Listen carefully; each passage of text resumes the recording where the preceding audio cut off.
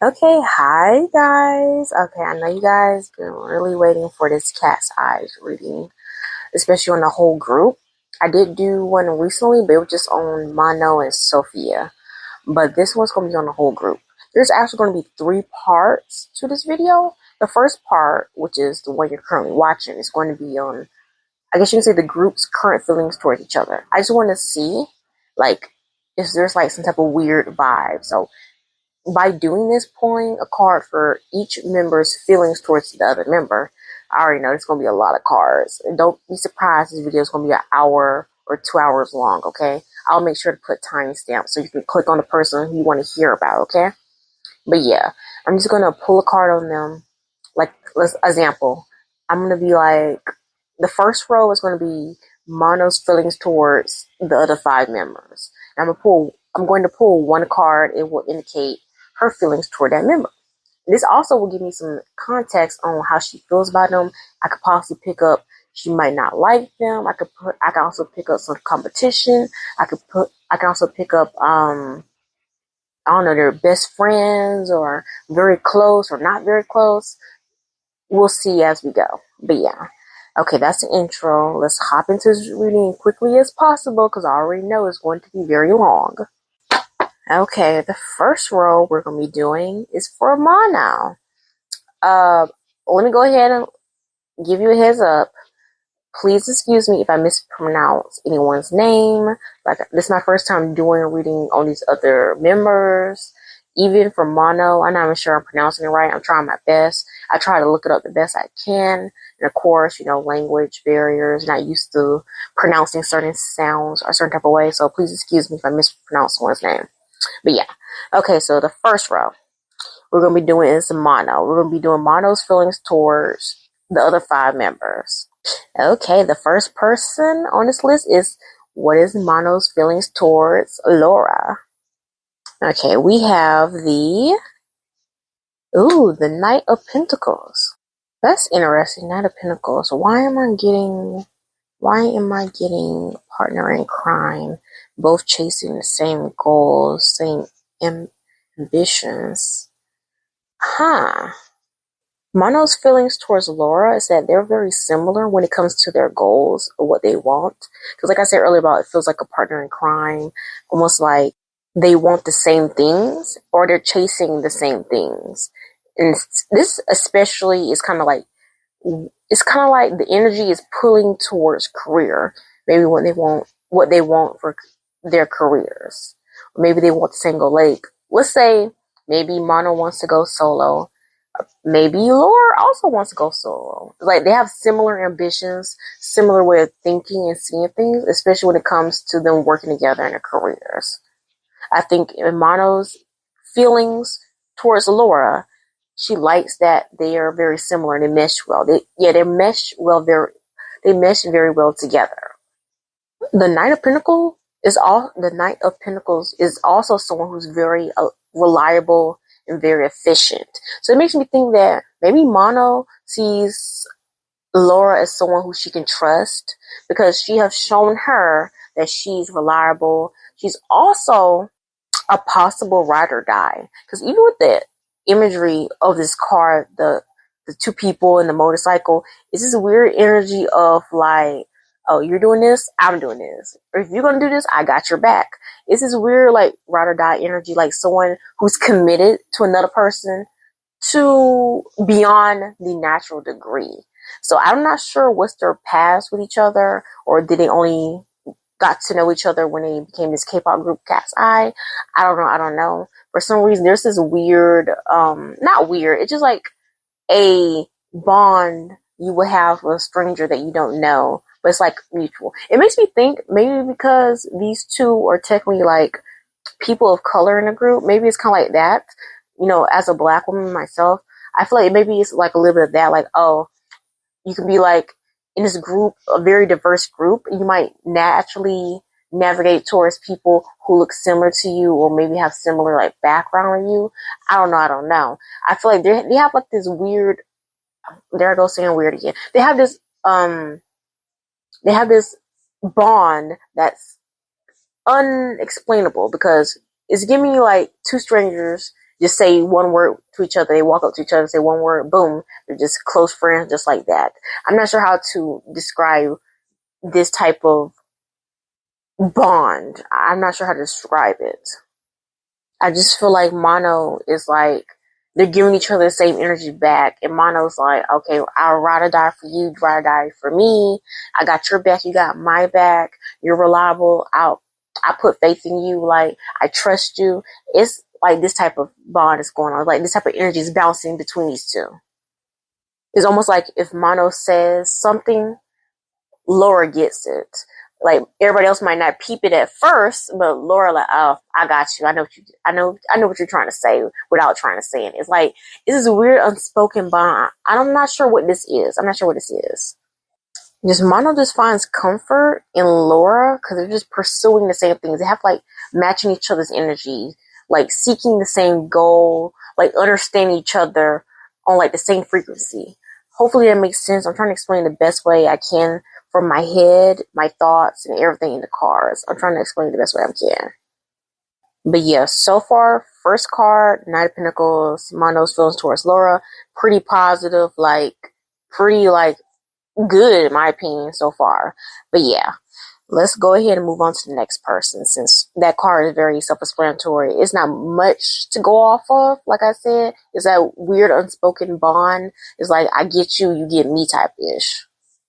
Okay, the next member we have is Mono's feelings towards Daniela. So we have the King of Wands. Fire sign energy, okay. Oh, interesting. Mono has a lot of respect for Daniela.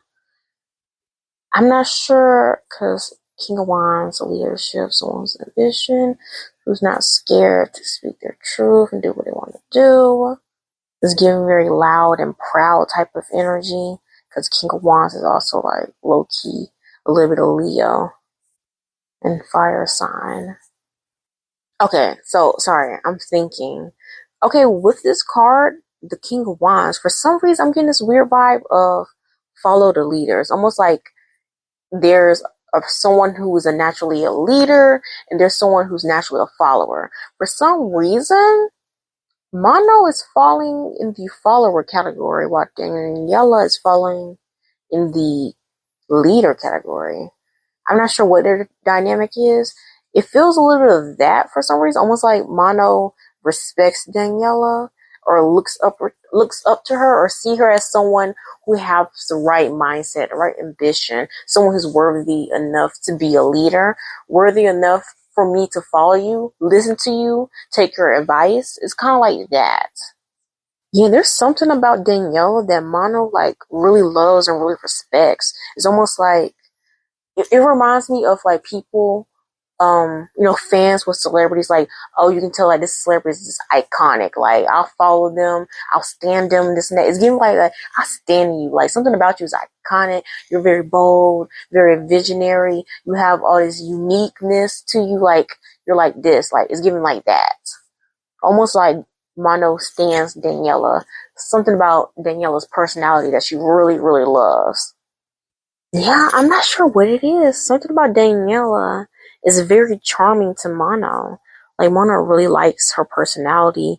She likes her, I'm not sure, boldness or something about Daniela. Like, the way she carries herself is something that Mono really loves. She is like, I can stand that. Like, I can follow that. I can respect that. Oh my god, I'm so mad. Someone in the comment section, the person who requested this video, literally told me all their zodiac signs, like all this stuff. And I forgot to screenshot it. I don't even have it on me right now at the moment. But it's fine, Because now I'm curious to what's Daniela's sign. It's interesting because Mono's feelings towards Daniela is like very straightforward to the point. It's more about how she perceives Daniela, and this quickly resulted in Mono treating Daniela a certain type of way. Of course, it's not negative, it's actually very positive. It's like with whatever type of relationship they do have together, it's very straightforward to the point. There's nothing too deep or too complicated about it. It's just mutual respect. Almost a little bit of idolization. I don't know. That's very hard to tell. But then again, like I told you earlier, Mono's energy is giving follower, while Daniela's energy is giving very like leader, like you follow the leader. You just think of it like there's the mastermind and there's like the sidekick or the minions. For some weird reason, like Mono is following, it's like falling in line with the sidekick, the minions, the person that follows the other person who's like in charge. When it comes to her connection with Daniela, like, dang, I'm very curious about Daniela now. Like, I'm looking at her picture. She's just like a cute, adorable, young lady. I'm actually surprised that Manon is associating her with the King of Wands, which is someone who's very bold, very masculine, strong, ambitious, like very up in your face type energy. And judging by her picture, she looks like so freaking adorable. So I'm like confused. You will honestly think that just at first glance that the roles will be reversed. Like Mono will be the person who's the leader, very bold, outspoken, very unique, acting very iconic, doing whatever she wants or carrying herself a certain type of way. And Daniela will be the person who'll be following her or standing her like, yeah, you go girl, last stand, da da da. But for some reason, it's kind of reversed. Mono's the one standing Daniela. Huh. Okay, we're gonna move on to the next person. Okay, so the next person we have is Mono's feelings towards Sophia.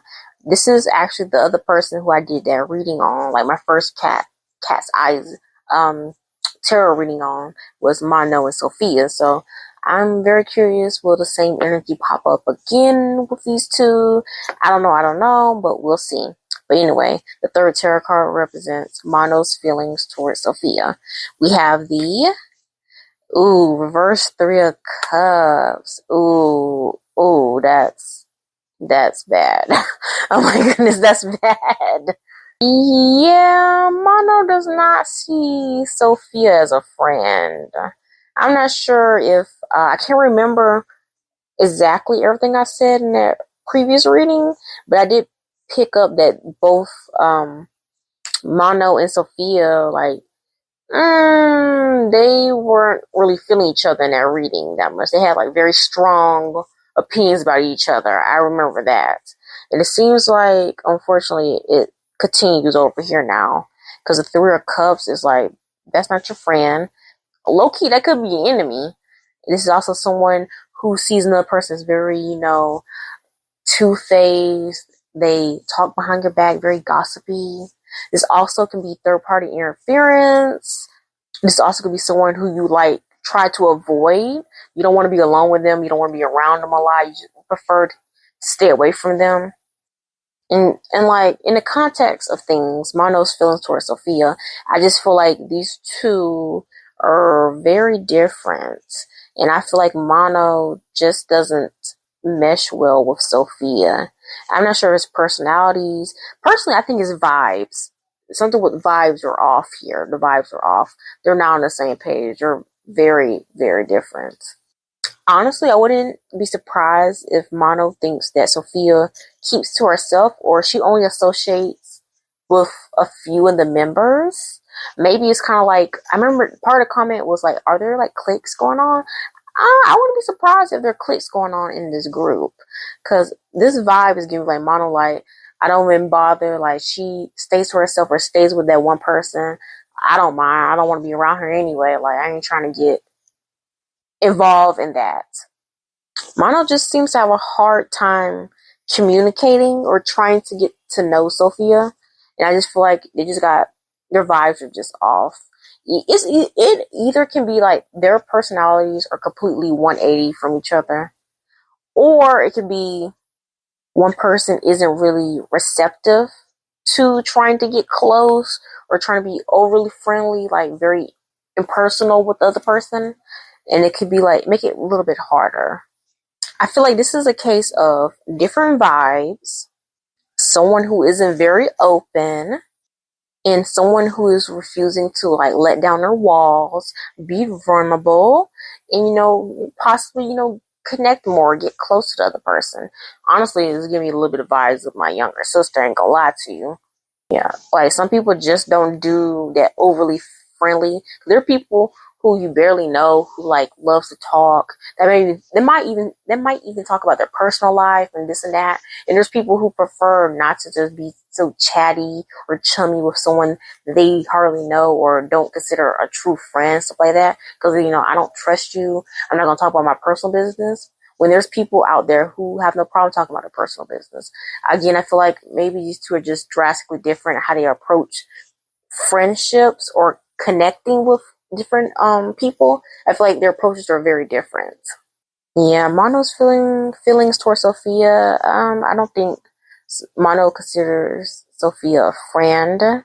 Maybe she even thinks that Sophia's a little cliquey, or she just keeps to herself. So she's just like someone who's isolating, or someone who likes to be alone. She's just someone who's like doesn't give off that very friendly. Let's go hang out. Let's talk. Like you can talk to me anytime you want to. In Mono's perspective and her feelings, she just feel like Sophia doesn't give off those vibes, especially towards her. And she just feel like Sophia does not give her doesn't give her a chance, doesn't support her the way she needs to. It's almost like Sophia doesn't give Mono a chance to show off her true personality. Like, you only see my surface level. You don't know me deep down. You just automatically made a judgment of me, the outside version of me, and just ran with it. And now you don't want to, be close with me or associate with me. Almost like in Mono's perspective, all you can know, that could be a persona. You just assume I'm like that.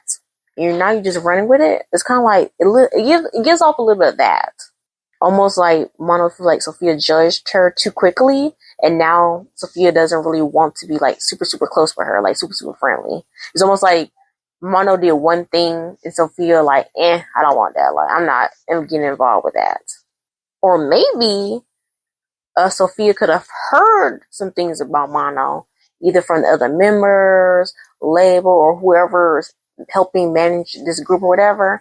And Sophia will be like, oh yeah, I definitely don't want to be too close with her. She's trouble, da da da. You know what I mean? Like think about back when you were in school and there's this one person people gossip about and you oh, I'm gonna stay away from them, or I don't want to be too close with them, da da da. Maybe it's a little bit more of that. But yeah, that's very interesting. That's the first card so far in this whole pool that's negative for Mono when it comes to Sophia. So this is similar patterns from the previous reading of a negative association with Sophia. Mono has negative feelings towards Sophia. Okay, moving on to the next person.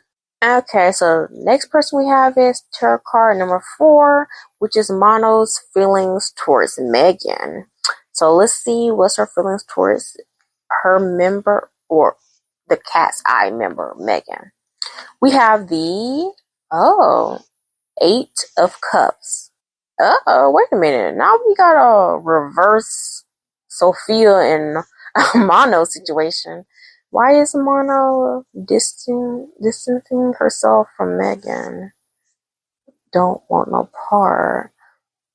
Got to know her and got disappointed. I thought you were something else, huh? Because the 8 of Cups is abandonment, a little bit of disappointment, walking away from something, finding a new path or a new thing, forced to leave behind something. Huh. I think something happened between Mono and Megan. And Mono was very, very disappointed. It's almost like she kept her space, her distance from Megan ever since. Almost like we were almost close, and then Megan did something or something happened involving Megan that kind of ruined it. Because I do feel like Mono does feel disappointment with Megan, but it's more disappointment involved with having no choice but to walk away from something that could have been more. Something that could have been more between them. I'm not sure what that means. It's almost like Mono feels like Megan was not being honest with her about something. What is this? What is this? Something to do with Megan's past, her backstory, her life, childhood. I'm not sure what it is that Megan was not being honest with Manon with. What is this? What was Megan not being honest with? Like I said earlier, I'm going in completely blind. I don't know these people. I have no clue. But yeah, huh? Dang, what is this? Why does Mono feel like Megan ruined everything? Like, ruined something that could have been more. I'm assuming they're like a friendship / relationship or whatever. I don't know. What is this? Honestly, I feel like both of them, both Mono and Megan, kind of withdrew from each other because of this issue or this incident. It's almost like left bad taste in both their mouths. Like, almost like they're both sad, but also it's kind of like, it's almost like, I'm not saying like gave each other the ick or whatever. Something happened that caused, especially Mono, to withdraw from Megan. It's almost like Mono was like slowly getting really, really close with Megan, or they was like starting to form a really close bond. And then something happened involving Megan that ruined everything. And then Mono withdrew, and of course, over time, Megan had to withdrew too, because she noticed that Mono wasn't giving her or treating her the same anymore, to put it simple. Yeah, I'm just getting a lot of vibes from Mono of like grieving something that could have been. So I'm not sure what had happened. Like, I have no clue. I feel like this is like possibly in the early stages of Mono and Megan getting to know each other. So maybe back before pre-debut or before the group even came together, like training. I don't know how this K-pop group, was formed. I know that a lot of K-pop groups, there's like training academies or training camps or whatever. And then there's like pre-debut, pre-debut where they're like living together, trying to like train, get stronger, dance routine, like learn all these things that you need to know to be a K-pop idol or whatever. And then before you become an actual group that goes public, I know there's like stages and stuff like that. And I know that some K-pop groups don't even make it out of that stage. So I'm like, I'm not sure where this happened at. I feel like this happened in the past. This was not current. This was in the past. Like, I'm not sure how far in the past, but it's not current at all. So this did not happen in 2025 or 2024. I feel like it went beyond that. I just wonder what happened. What is this? Of course, I could always pull more cards, but you guys gotta understand, this is going to be a big reading, and I cannot pull any more cards, because it's already going to be like 30-something cards already for this whole video for part 1. So I have to keep things short and simple, so I can move on faster and faster, so I can get this done for you guys to watch. Okay, I think I'm gonna leave it there. Again, I'm not sure what happened between Mono and Megan. I know that Mono is very disappointed because, like I said, there could have been something more there. It's like almost like she's grieving a loss of something she thought that her and Megan had something. I don't know. I don't know what this is. I really don't know what this is, guys. Because at first, I ain't gonna lie to you, it was coming off a little bit like, especially when I kept saying things over and over again. It's like, did Mono like Megan? Like, I don't know. I don't know. I'm just saying, like, I don't know. It was giving off a little bit of that, but I don't know. But anyway, moved on to the last person for this first row. Okay, so the last person we have on the row, tarot card number 5, we have Mono's feelings towards Yoonchae. Hopefully I'm pronouncing her name right. Again, I'm sorry if I'm mispronouncing it. I'm trying the best I can. But anyway, let's see what is Mono's feelings towards Yoonchae. We have the 8 of Pentacles. So far, real quick, I feel like the person who has the best card will have to be Mono and Lara. And I feel like, who has the worst card? I feel like it has to be Manon and Sophia. Because even Megan, there was a little bit of positive there, despite disappointments and sadness. But I'm just saying that right now. I don't know. I feel like maybe Mono and Daniela could have a a pretty positive card compared to Manon and Lara. I feel like those two go hand in hand. They go hand in hand. But anyway, let's go back to Manon's feelings towards Yoonchae. We have the Eight of Pentacles. Not Mono thinking that Yoonchae is like a freaking hard worker, very dedicated to what she believes in, what she works on. I'm assuming their careers, yada yada yada. She finds Yoonchae very inspiring. She likes her work ethic, the things that she's capable of doing. For some reason, it's giving me like Mono sees Yoonchae as like almost like a teacher, like, ooh, I'm a student, like this is a teacher, I love learning new things, like this person really intrigues me, like I want to like learn things from them. It's kind of like giving off those type of vibes. I honestly think that Mono thinks that Yoonchae is very, very skilled in something. I'm assuming she's very talented in what she does. I'm not sure what she is in this group. Like, I know there's like vocalists, rappers, people who are like good at dancing, good at singing. I know there's like different categories for the group. I'm not sure what category Yoonchae is in, but Mono thinks that she's very fucking good at it. I wonder, does Yoonchae also helps with like writing their music or something like that? Because I know that some groups, they contribute to the music, like they have actual members that write music versus the label giving them music to sing over or whatever, yada yada yada, whatever. What they call, like, ghost writers or whatever. I wonder, does Yoonchae actually contribute to their music, their sound, the lyrics and something like that, or even the dance? I don't know, like, does she contribute something to it? I don't know why Mono feels like Yoonchae is very talented and that she helps a lot with everybody. So that's why I'm thinking, like, is she contributing to like the sound, the lyrics, the dance moves? Like, I don't know. Yeah, Mono just thinks she's just very talented. It's giving me like, oh, she's such a, bookworm or hard worker. She's very committed to what she does. Like, Mono admires her dedication. Like, she gives her all into all the work that she does. It's giving a little bit of that.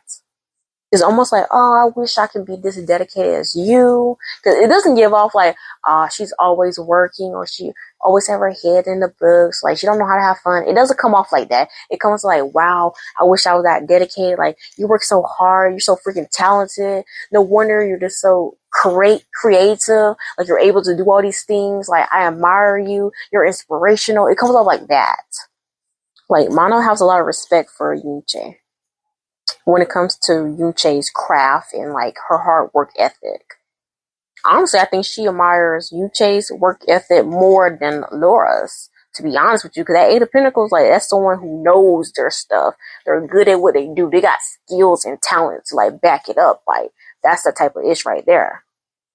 Yeah, like this vibe, the Eight of Pentacles, it definitely comes off very workplace. Almost like Mono's feelings or Mono's relationship towards Yoonchae is very workplace oriented. Like, they're very good colleagues, or it's less personal and more like just, work. It's more work and career. I'm not saying that Mono doesn't see Yoonchae as like a friend, a sorts of way, like friend or a close friend or whatever.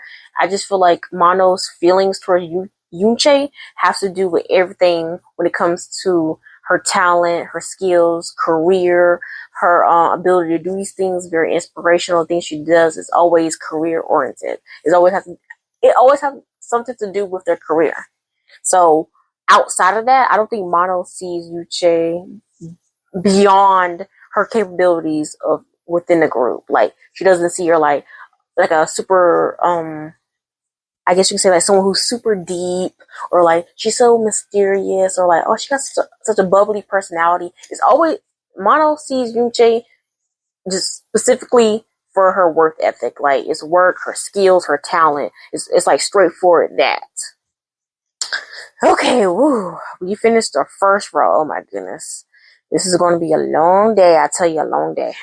But so far, Mono hella respects Yoonchae, like, when it comes to career, her skills, her talent.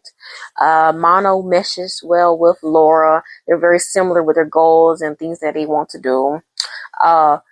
Mono respects the hell out of Daniela. I don't know what they got going on right here, but she respects her like crazy. And then Mono does not like, or she's not friends with, or she's not friendly with Sophia. They don't get along well. And I think it has something to do with like misconceptions, like stuff like that. And then with Mono and Megan, I feel like something had happened in the past that kind of ruined something that could have been more, possibly a friendship slash relationship. I don't know what happened. Something almost like sabotaged the two from getting closer. Like something happened. I don't know what it is. But anyway, let's move on to the next member. Okay, so the next row we have is Lara. So we're going to see Laura's feelings towards the other Katseye members. The first one we have is Laura's feelings towards Daniela. So let's see what the first tarot card tells us. We have the, Nine of Swords. The Nine of Swords? Laura's feelings towards Daniela. What is this mental, emotional roller coaster? What is this? Why does Laura feel like Daniela's a hot mess? Yeah, like Laura feel like Daniela is a mentally unstable, hot mess of emotions.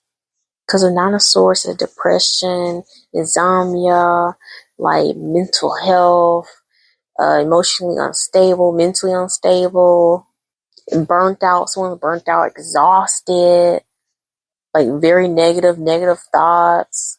Like it's giving very like, Debbie Downer type of person. Like you don't want to be around them because they make everything like so negative, or everything is so dramatic. Like it's like they're sucking the life out of you. Almost like what's the word? Emotional vampire? No. No, that is a word. Emotional vampire. Someone who like sucks the energy out of you. Like, an energy vampire. Okay, that's the word. Not emotional vampire. Energy vampire.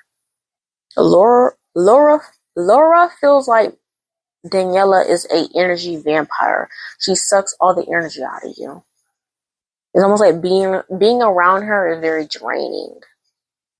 Yeah, it mentally and physically drains Laura. Something about Daniela, it just sucks the life out of her. Like, almost like don't want to be around you because, like, you're Debbie Downer, you a energy vampire. You suck the life and energy out of everyone, or specifically her. And it makes her not want to, be around her too much. I don't know why. I'm getting this vibe of Laura feels like she always have to, walk on eggshells around Daniela for some reason, because she never knows what she's gonna get, because she don't want to get sucked into whatever type of drama or emotional outburst or whatever type of situation or mental state Daniela's in. It's like weird, like it's giving me the vibes like, you're walking like you're walking in a hallway, you see someone crying, sitting on the floor, you just freeze, and you turn around to avoid going near them because they're like crying and stuff like that. And some people might see that as like a bad thing, while other people be like, she must know something, that's why she's turning around, avoiding any type of confrontation with this person that's clearly crying. But it's like it's something up with that. It's almost like that. It's almost like Laura knows that it's not as simple as it might look when it comes to Daniela. Like, Daniela is a lot more complex. Like, maybe on a surface level, people be like, why are you being mean? She just want to, talk about this and that. But no, in Laura's mind, like, no, she's trying to drag you into this. You don't understand. You're going to get dragged into this conversation. It's going to be a hot mess. You're going to have to, like, make you feel sorry for her, make you do things for her. Like, it's like a whole freaking plot. It's like in Laura's head. Like, it's more complex than you think. It's not that simple. It's almost like, don't fall for that. Don't fall for that. Don't fall for that when it comes to Daniela. Like, Laura is very, I guess you could say, protective of her own energy in the time that she gives to other people. And Laura knows when to give Daniela time and energy and when to take it away. Because if not, in Laura's mind, her point of view, Danielle will take it, run with it, and abuse it. It kind of reminds me of when people say like, oh yeah, like I love my family, but I can't be around my family for too damn long. It's giving me those type of vibes like, yeah, I love them, I'm cool with them or whatever, but I just cannot be around them for too long now. I'm gonna lose my mind, I'm gonna go crazy. It's just too much, it's too much. It's giving a lot of that, like loving someone from a distance. It's giving a lot of that. Like Laura can only take small doses of Daniela at a time. She'll get overstimulated if it's too much. It's like too much going on with Daniela. It's like she only can take small doses at a time with Daniela. That's very interesting. I wasn't expecting that, to be honest with you. I was definitely surprised to see this card come out. But hey, that's what it is. What it is. Let's move on to tarot card number 2 for Laura. Okay, tarot card number 2. We have this row of Laura's feelings towards her Katseye members. Katseye members. We have Laura's feelings towards Sophia. So let's see what we have. We have the reverse 7 of Pentacles. Damn, so far, does nobody fuck with Sophia? I'm a little confused. Okay, let's focus on the card. Reverse 7 of Pentacles. The vibes I'm getting from this, Laura's feelings towards Sophia, Laura feels like she never got a chance to develop a proper friendship or connection with Sophia. It's giving me the same vibe as Manon's feelings towards Sophia. It's like nothing was able to grow. Like Laura tried to reach out to Sophia, like befriend her, try to get to know her, but it never ended up nowhere. Like there was no end result. Like it was nothing that came from her attempts to reaching out and trying to get to know Sophia and connect to her. And because of that, Laura now feels like Sophia is like a lost cause. She's a waste of time. It's almost like I don't care anymore. Like I tried to, it didn't work. Oh well, lost cause. Don't care about being friends with you, getting to know you anymore. Like I tried to, like I gave you an attempt. The attempt failed. It's almost like, oh well, I'm moving on with my life. As simple as that. Like we could have been friends in the beginning. Clearly, you didn't want that. Oh well, I'm not gonna keep trying. It's giving me those type of vibes. I do feel like Laura was a little bit, I guess, too hasty with her assessment. I do feel like she possibly didn't really care too much for Sophia, maybe her personality already. And I feel like even though she did try to befriend Sophia, get to know her and stuff like that, I do feel like she was like very quick to like give up. Like, oh well, I'm not trying harder. Like, I'm not giving that much effort to Sophia. F that. Like, I tried, it didn't work. Oh well, it's giving me like, I'm sorry. It's like reminding me of like, oh, your parents ask you to like dress your younger sibling, like get them ready and get them dressed or whatever. And when you try to dress, even though you don't want to, but you have to because your parents said so. And when you try to dress your younger sibling, they say no. And you're like, okay, fine then. How I gave us, whatever. Like I tried. Like I'm gonna let someone else deal with it. Like it's almost like you didn't want to anyway, but you're just doing it because you were told to or obligated or whatever. As soon as the opportunity came your way to like completely abandon the whole little task or operation, you took it and left because you didn't want to do it anyway, is what I'm trying to say. I just don't think Laura found Sophia that interesting to begin with. Like, I feel like maybe like in the beginning where everybody was trying to befriend each other, like get to know each other, like introductions or whatever, when she did try, she probably like didn't already like Sophia's vibes, is what I'm getting for this. Like, it's like I'm picking up a lot of lack of effort from Laura when it comes to Sophia. Of course, that could be mutual. She could feel like Sophia didn't put in enough effort with her. So it's like, why should I put in effort with you when you didn't give it to me right back? Because I can definitely see that one-sidedness of like, why would I put in all this effort when you're not doing the same? Which is understandable. I can feel that because I honestly agree too. Like, why would I put in this effort towards somebody who doesn't do it right back? Because clearly they don't want it. So clearly they do not want to be my friend. I just think again with the reverse 7 of Pentacles, I think Laura just didn't find Sophia interesting. Maybe she thought she was boring, or she was lazy, or lacked something, like lacked talent, lacked the personality, lacked anything interesting about her.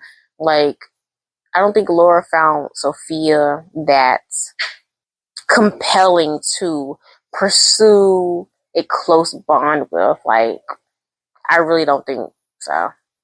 And I honestly don't think Laura's that upset about it. Like I said, I don't think she put in that great of effort to try to befriend Sophia, because I also feel like she kind of low-key didn't care enough about Sophia to really put in a lot of effort to befriend her or get to know Sophia. Yeah, that's basically it. Dang. Sophia stay catching strays. Like, what type of person Sophia is? Like, dang. Like, that's so far, that's 2 members out of the 6/5 or whatever that don't really F with Sophia like that. But anyway, let's move on to the next card. Okay, the next person we have tarot card number 3 we have for Laura's feelings towards one of the Katseye members. We have Laura's feelings towards Megan. So let's see how Lara feels about Megan. We have the Ace of Swords. Interesting. Lara feels like Megan has a lot of potential, especially potential to be molded into something more, in Laura's opinion, like something more beyond. It's interesting. Why do I feel like Lara is playing chess with Megan? It's almost like she's overly analyzing Megan, almost being strategic, trying to see what she's about before she really acts.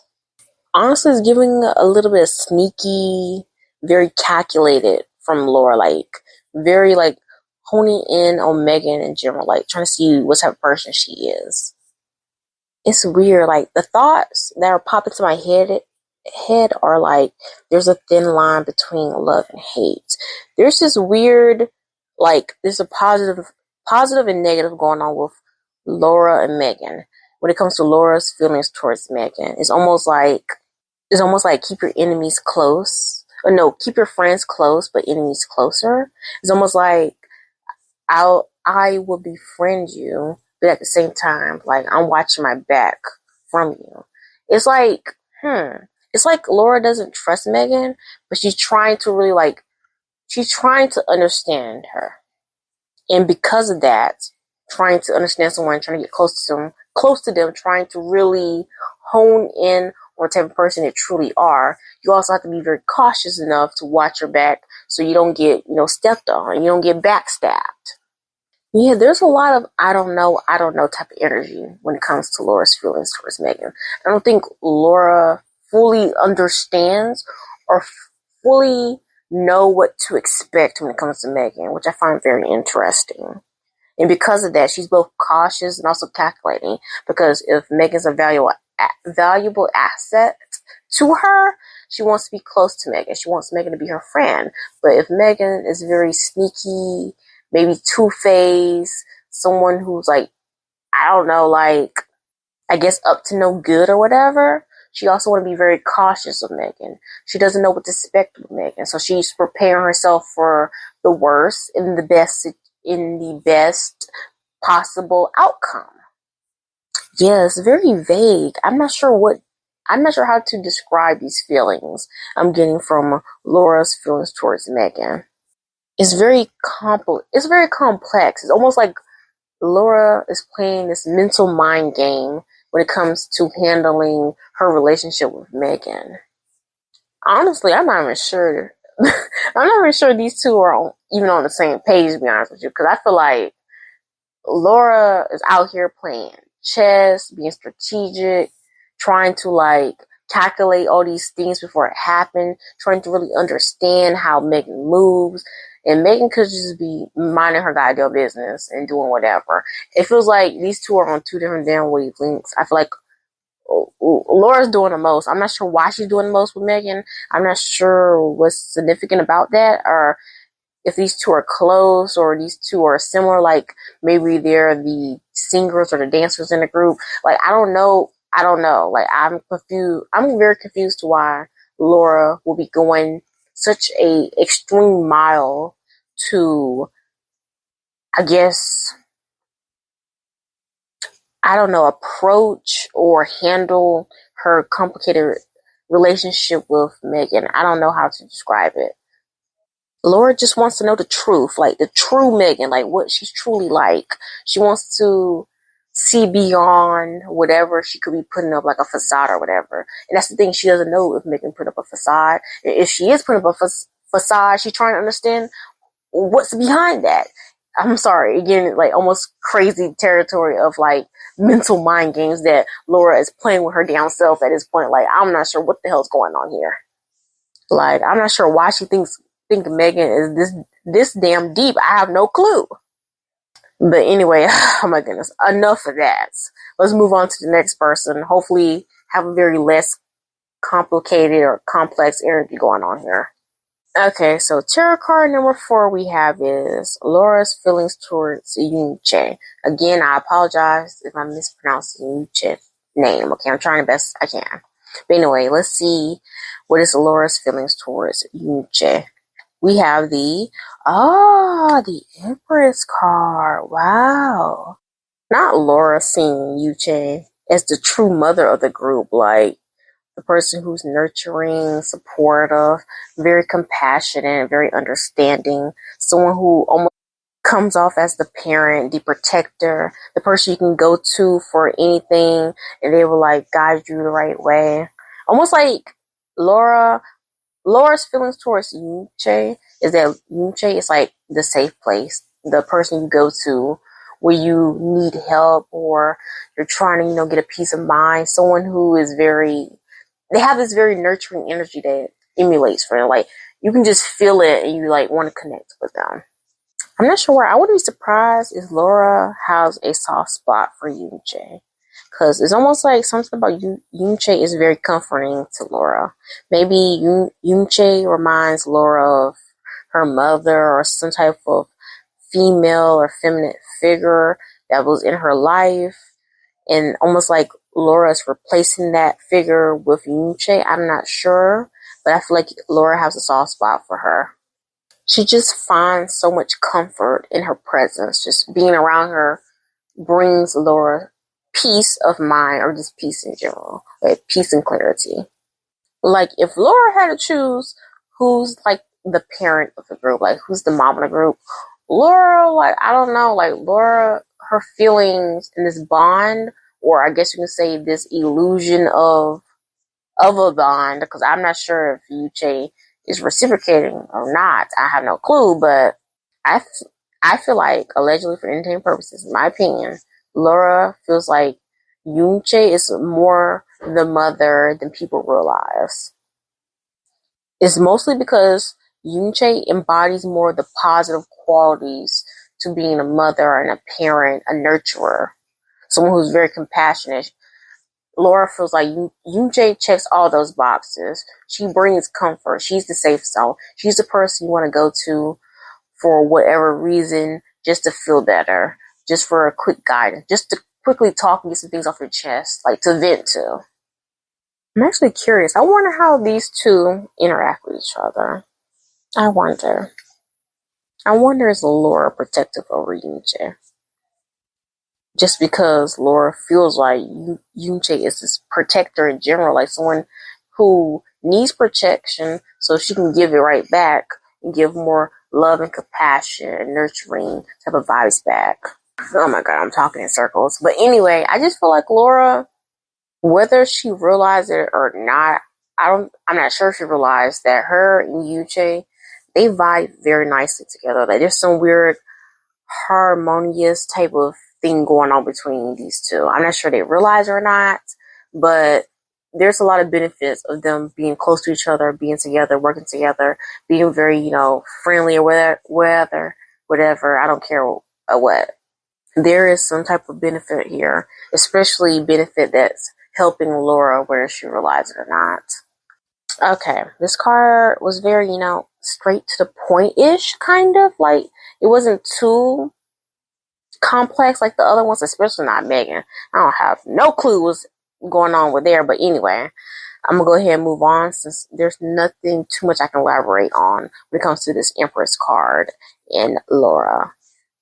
Okay, so the last tarot card we have for this row is for Lara's feelings towards Manon. So I'm definitely interested to see what is Lara's feelings towards Manon. We saw what Monon's feelings towards Lara was. So let's see what it is for reverse. We have the reverse Five of Pentacles. Something quickly, real quick. Something I noticed that both of these two had pentacles come out for each other. So I don't think their relationship or friendship I don't think it's that deep. I feel like it doesn't feel too surface level, but it also doesn't feel too deep. I feel like it's very, mutual at the end of the day. It's mutual. Since it evolves around money, career, fame, status, talent, skills, those type of aspects. Very materialistic 3D world stuff. Okay, anyway, back to the reverse Five of Pentacles. Lara feels like Mono is like, this card is giving me very like underdog vibes. I'm not sure why, like underdog, like someone who has a lot of potential, who just like at the bottom of the podium, but they can rise up. Lara feels like Mono is someone who can easily rise up against, I guess anything that get thrown her way. So like any type of obstacles, losses, or setbacks. That's why I said earlier about Lara seeing Mono as the underdog, someone who's like at the bottom now, but they're so capable of so much more. Like just give them a second, they'll get there. It's almost like Lara's rooting for Mono to, get what she get, like to reach whatever level that she dreams for or what she wants. Like Lara really wants to see Mono win, especially when it comes to the K-pop idol stuff. Like she wants to see Mono win because she thinks it's almost like unfair that Mono experienced all these little setbacks, losses, like these unfortunate situations, and she just it's giving like, I just want to see my girl win, okay?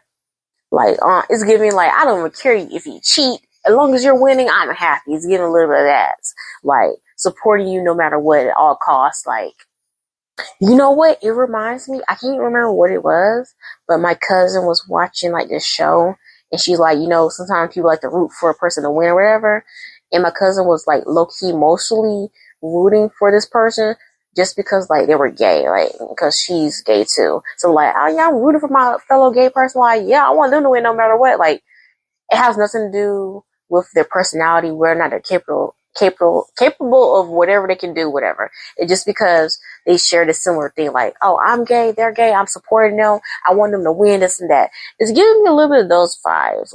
I'm getting those vibes from Lara to Mana. Because if you think about it, in Laura's mind, Mono could be, I don't know, she could sabotage, she could set up other members, she could do whatever gets to the top, and Lara would still support her because she wants to see her win, because she feels like Mono has experienced too much setbacks, too many obstacles, too many losses, that she deserves a win no matter what. Child, these two really are partners in crime. Like, I ain't gonna lie, it's a whole vibe. I ain't gonna lie to you, it's a vibe. For someone to ride or die for you that much, it's a vibe, y'all. It's a vibe. I know I shouldn't be encouraging that type of energy, but I don't know. I kind of like it. I don't know. Like, Lara just wants Mono to get it together, rise back up like a phoenix, and get what she deserves. Almost like reclaim your place, like get what you deserve, like, do your stuff. Like, basically Laura's being like a little cheerleader or a stand for Mono. And like, honestly, I don't think it's too much of an exaggeration, because like I said, the verse Five of Pentacles, I am getting those vibes from Mono, that she's able to bounce back from setbacks and losses. And she always tries to keep like this positive energy or this positive mindset of like, I'm going to get what I deserve, and I'm going to keep pushing forward no matter what. And Lara can see that, and she's like, oh yeah, I definitely stand that. Like, I support that. Like, I want you to have the same thing too. I want you to rise up, and I want you to win. It kind of reminds me of movies when they make the underdog backstory so sad and tragic. You're like, oh yeah, they definitely deserve this win. I'm cheering them on. Like, I want them to win no matter what because they've been through so much. It's like it's giving me those type of vibes. But yeah, there we go. We completed row number 2, which is Laura's row. So let's move on to the next person. I will say this before I end this row or whatever.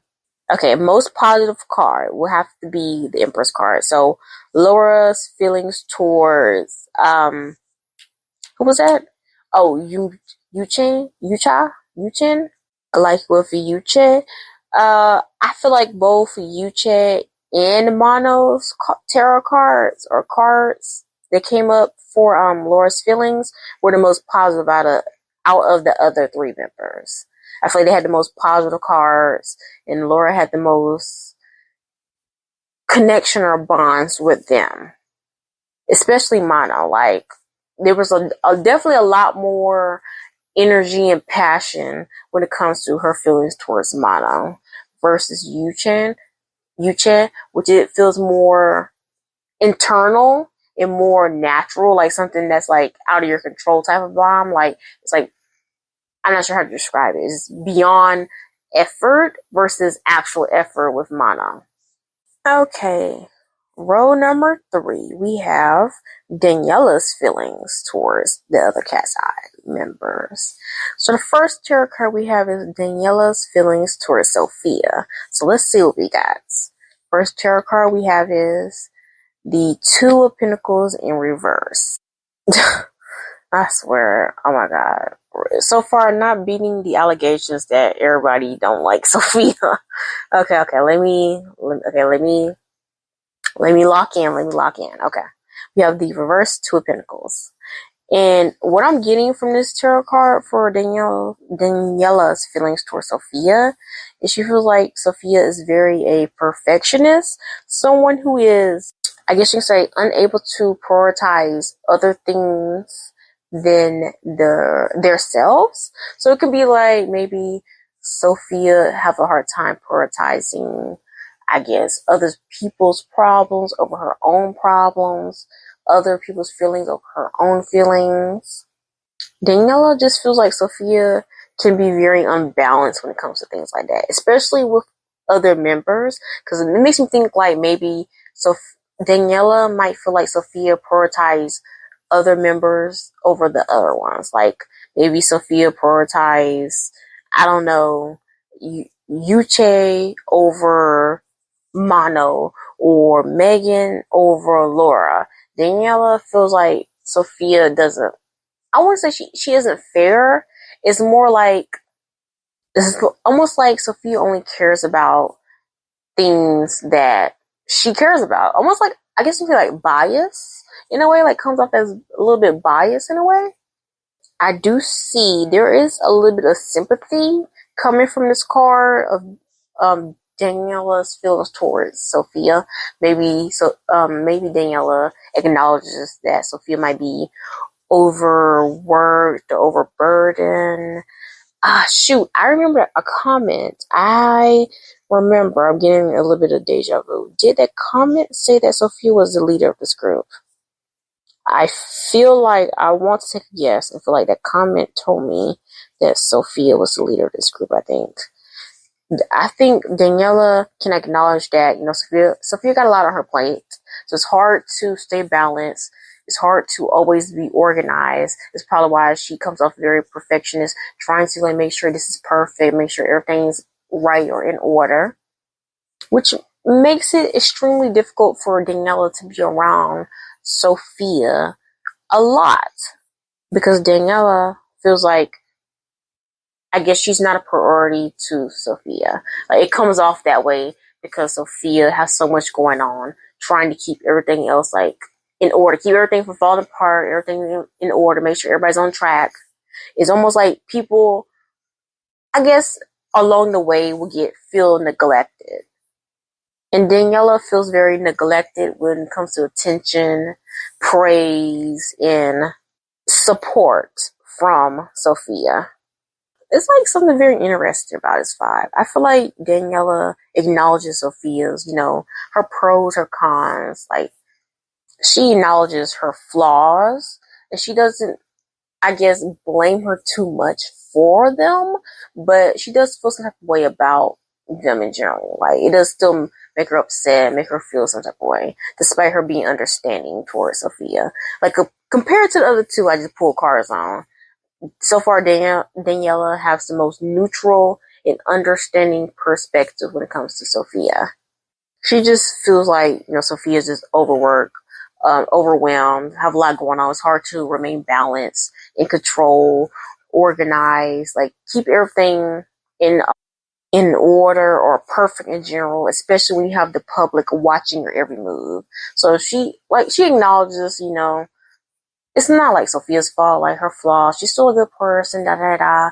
But she also acknowledges that these things are affecting her, and she doesn't like the way that Sophia handles certain things. Like Daniela's feelings towards Sophia has to do more with how Sophia handles certain things. It has nothing to do with Sophia's personality or her as a person. It's just how she handles certain things. Okay, moving on to the next person. Okay, so the second tarot card for the next person we have for Daniela's feelings, we have Daniela's feelings towards Megan. So we have oh wow, reverse Two of Swords. Okay. Why is Daniela confused by Megan? Okay, I'm starting to get deja vu again. Why do I feel like all the members are confused by Megan? What type of person is Megan? Why is she throwing everybody off? That's something I'm noticing too. Like, what's going on here? Why is she throwing everybody off? Because Daniela feels very confused. She feels very unsure about Daniela's, not unsure about Megan's, my apologies, intentions. It's almost like Daniela doesn't understand why Megan is coming off very indifferent, almost like she's hiding her true personality or her true opinions. It's like Daniela is starting to pick up on something when it comes to Megan. When it comes to Megan's behavior, she's starting to peep something. It's almost like she's starting to see beyond her facade, her act, her words, her lies, or whatever. Daniela feels like Megan isn't who she says she is. Because this is giving me the reverse Two of Swords. It's almost like someone who's the complete opposite of what they're acting like. It's almost like they're being very indifferent or being more, I guess you could say compliant, just because they think the other person would want that. It's not like their true opinions. It's not how they truly feel. They're just doing it because they assume that's what they're supposed to do or what the person want them to do or want them to say. It's like almost giving off someone with no personality, no thoughts or opinions, no aspirations of their own. And they're just going along, like they're mimicking everybody around them, just going along and just doing that. And Daniela feels very confused why Megan would be doing something like that. Like, what's so scary about being honest about your true feelings and what you want? What's so wrong about sharing your true dreams, aspirations? You have to like something, or you have to be good at something. Like when people say, "Oh, I'm not good at nothing," like, no, you have to be good at something. You have to have some type of skills, some type of hobbies. You have to like something or be able to do something. Like, nobody's truly bad at every freaking thing or don't have no type of interest. Yeah, I can't put my finger on it. I just feel like Daniela feels like Megan just hurts her head. She just don't understand Megan at all. It's like a little complex, but also it's more confusing. Like, it's not as complex as you might think. It's more just confusing on, like, why would you act like that? Why would you say that? Or why are you doing this? Like, I don't understand. I don't understand. It's almost like, do you think on your own? Do you have your own opinions? Like, do you need people to tell you what to do? Can't you just do things on your own accord? Yeah, Daniela is really trying to figure out Megan, trying to understand her, why she do things she does. Like, really trying to, like, I guess you say, dissect her personality and get to the root or the pinpoints of the core of Megan, like her true self. Because Daniela feels like Megan, is lying or put up a facade or not showing her true self to everybody. It's almost like it's one thing you're putting up a facade for the fans or for the public, but why are you continuing to do so behind the scenes and around us? Like, you should feel comfortable. You should feel comfortable being yourself, at least, when you're home or with us or something like that. Okay, that's all I gotta say about that. That's very interesting. It's reversed to a swords for Daniela's feelings towards Megan. I wonder what's their dynamic like. What's their dynamic like? I'm starting to get curious about Megan. Like, what is going on with Megan? Like, Sophia, okay. Look, not everybody gonna like the personality and how you do things. That's understandable.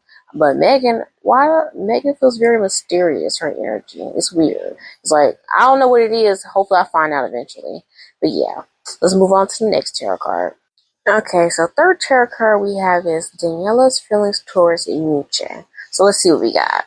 We have the Nine of Wands. Okay, like my first thought, even with seeing this card, why do I feel like Daniela's feelings towards Yoonchae? She feels like Yoonchae has very, very tight, tall, strict walls up. Like, she got walls and boundaries up with her. Or with everybody. I don't know, but that's what she feels like. Almost feel like Daniela feels like Yoonchae is very protective over herself, her personal space, her personal boundaries. And Daniela has a hard time navigating, trying to, interact or bond with Yoonchae.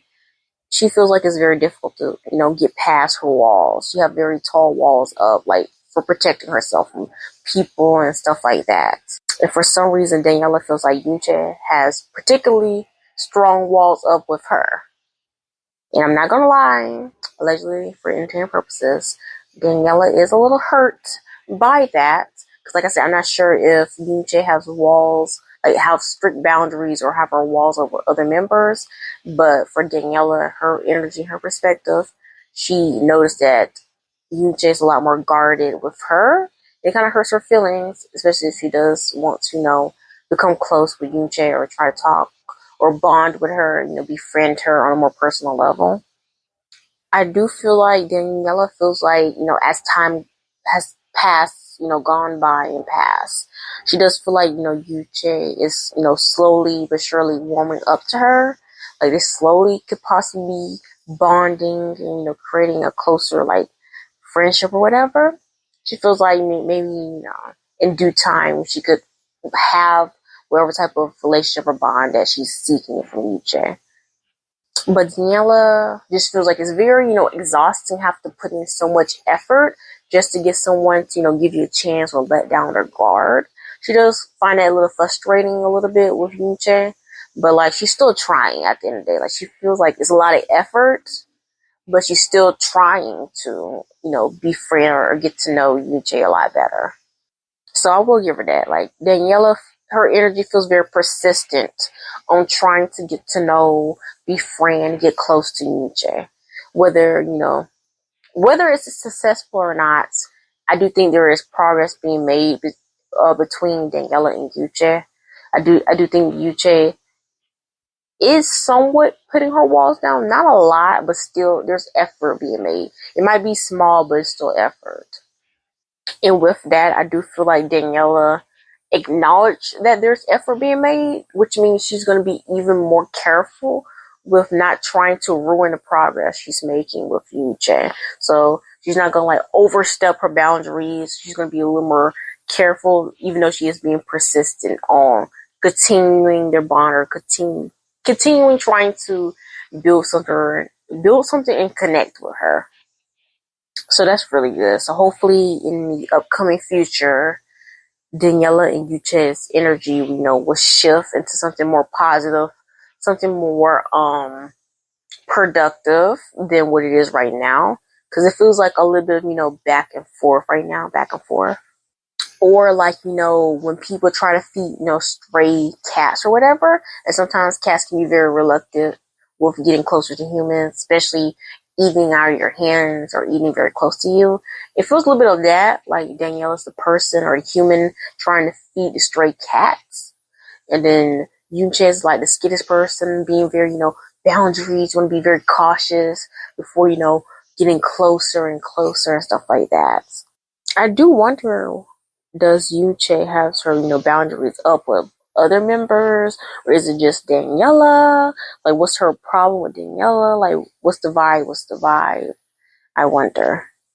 Because Daniela does feel, a little shut out. Like, why me? But at the same time, she's like trying to make progress, trying to make things better, trying to improve their bond and relationship. Okay, enough of that card. Let's move on to the the fourth tarot card of this row. Okay, so the first tarot card represents Daniela's feelings towards Mono. So let's see how this is. If I remember correctly from the first row, I think there was like positive cards towards Mono's feelings towards Daniela. So let's see if the same thing happens this way. Whatever. You guys know what I'm talking about. The tarot card we have for Daniela's feelings towards Mono is the Ace of Pentacles. Not Daniela thinking Mono's all about the money, the fame, the success, trying to get her back and stuff like that. And like the Ace of Pentacles is upright, so it's not like it's a negative thing. Like I know some people like to associate, materialism and being a little bit superficial, status and stuff like that with negative. It can be, but some people like that. Some people like luxury. Some people like good, like nice things. Some people like people who are very ambitious, got a lot of passion, and got a lot of drive. And Daniela feels like Mono has all those things. And because of that, Daniela thinks that Mono is a very good investment. Investment in as a friend, as a partner, as a colleague, as a group member. She feels like if you when it comes to being, eyes on the money, someone who will do whatever to get what they want or reach wherever goal they want. It's like Danielle's like, yeah, Mono's your man. Like, you should follow Mono, like follow her lead. She knows what she's doing because she got that ambition, got that drive. It's almost like she knows what she's doing, even if she's never done something before. Daniela really seems to, I wouldn't say admire. She just really likes Mono's goals, her aspirations of what she wants. Like, example, like, oh, Mono, she just wants to be super rich, or I just want to be, I don't know, like, pretty rich and successful, like, simple stuff like that, like, Daniela finds very amusing. Honestly, it really is giving that Daniela sees Mono or feels that Mono is giving very, like, girl boss vibes. And Daniela feels like a lot of people underestimate Mono's capabilities. Like, Daniela feels like Mono has a lot more opportunities than people realize, and that she's capable of doing things beyond most people's comprehension. Like, Daniela is like, she just feels like too many people underestimate Mono's capabilities and her actual impact, especially in the group. Because in Daniela's eyes, she feels like Mono, anything she touches, in a way turns to gold. Like, either it can be or it does. Honestly, it's giving me that, those vibes of that meme of like, let her cook. Like, God, just let her cook, okay? Just give her some time. Like, let her do her thing. And you'll see. I also don't think that Mono's, I guess you can say, money hungry or fame hungry personality or behaviors turn Daniela off. Like, it doesn't turn her off. Like, it doesn't bother her versus it might bother other people. She actually find it very enduring. Almost like Mono is very unapologetic in a way. It comes off like that. And Daniela just finds it so amusing. Like, oh my goodness, like, she's crazy. I love her. I want to support her. I want to see this to the end. Like, let her do her thing. Yeah, like, Daniela really just feels like people need to stop counting Mono, like, out. Like, let her like do her thing for once. Like, don't question it, just let it happen. Yeah, Daniela's energy is coming off very much like a hype man. Like, she's hyping up Manon. And she like clearly sees the potential in Manon that some people might dismiss off of first glance. Okay, I think I'm gonna end it on that card. I got one more left for this row. Okay, so the last tarot card for this row of Daniela's feelings towards this person is gonna be Daniela's feelings towards Lara. So let's see what we get. I ain't gonna lie to you, I already forgot the second row of what Laura's feelings for Daniela was. I already forgot. Sorry guys, sorry. I'm pretty sure. You know what? Let me look. Where my little stack at? Oh, 9 of Swords. Oh, okay. I remember now. Oh my goodness. I'm so lazy. I'm just so lazy. Okay, I remember now. Oh yeah, it was negative. It was negative. Let's see what Daniela's feelings towards Lara is.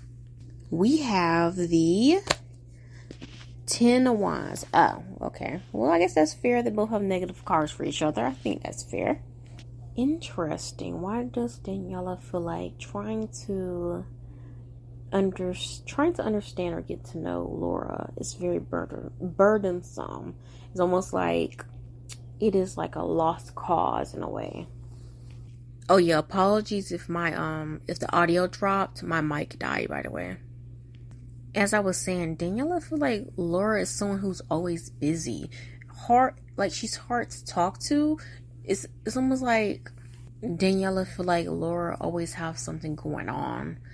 Not saying like, oh, going on with her, like, you know, herself or whatever. It's more like going on with like responsibility wise, or she's always trying to help, or she's trying to do something. It's almost like she doesn't want to bother her because she feel like she already got enough things, you know, on her shoulders or on the table or whatever.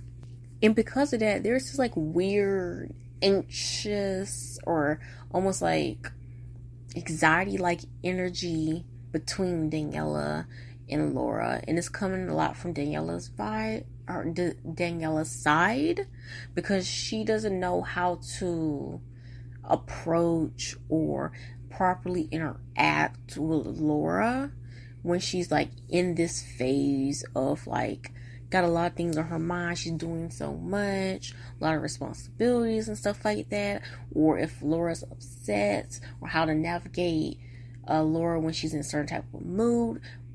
Low-key is giving a little bit of mirroring each other, because I think in the second row I said something similar about Laura's feelings towards Daniela, and I feel like there's a little bit of mirroring each other. Like they're a lot more similar than they realize, which is very interesting.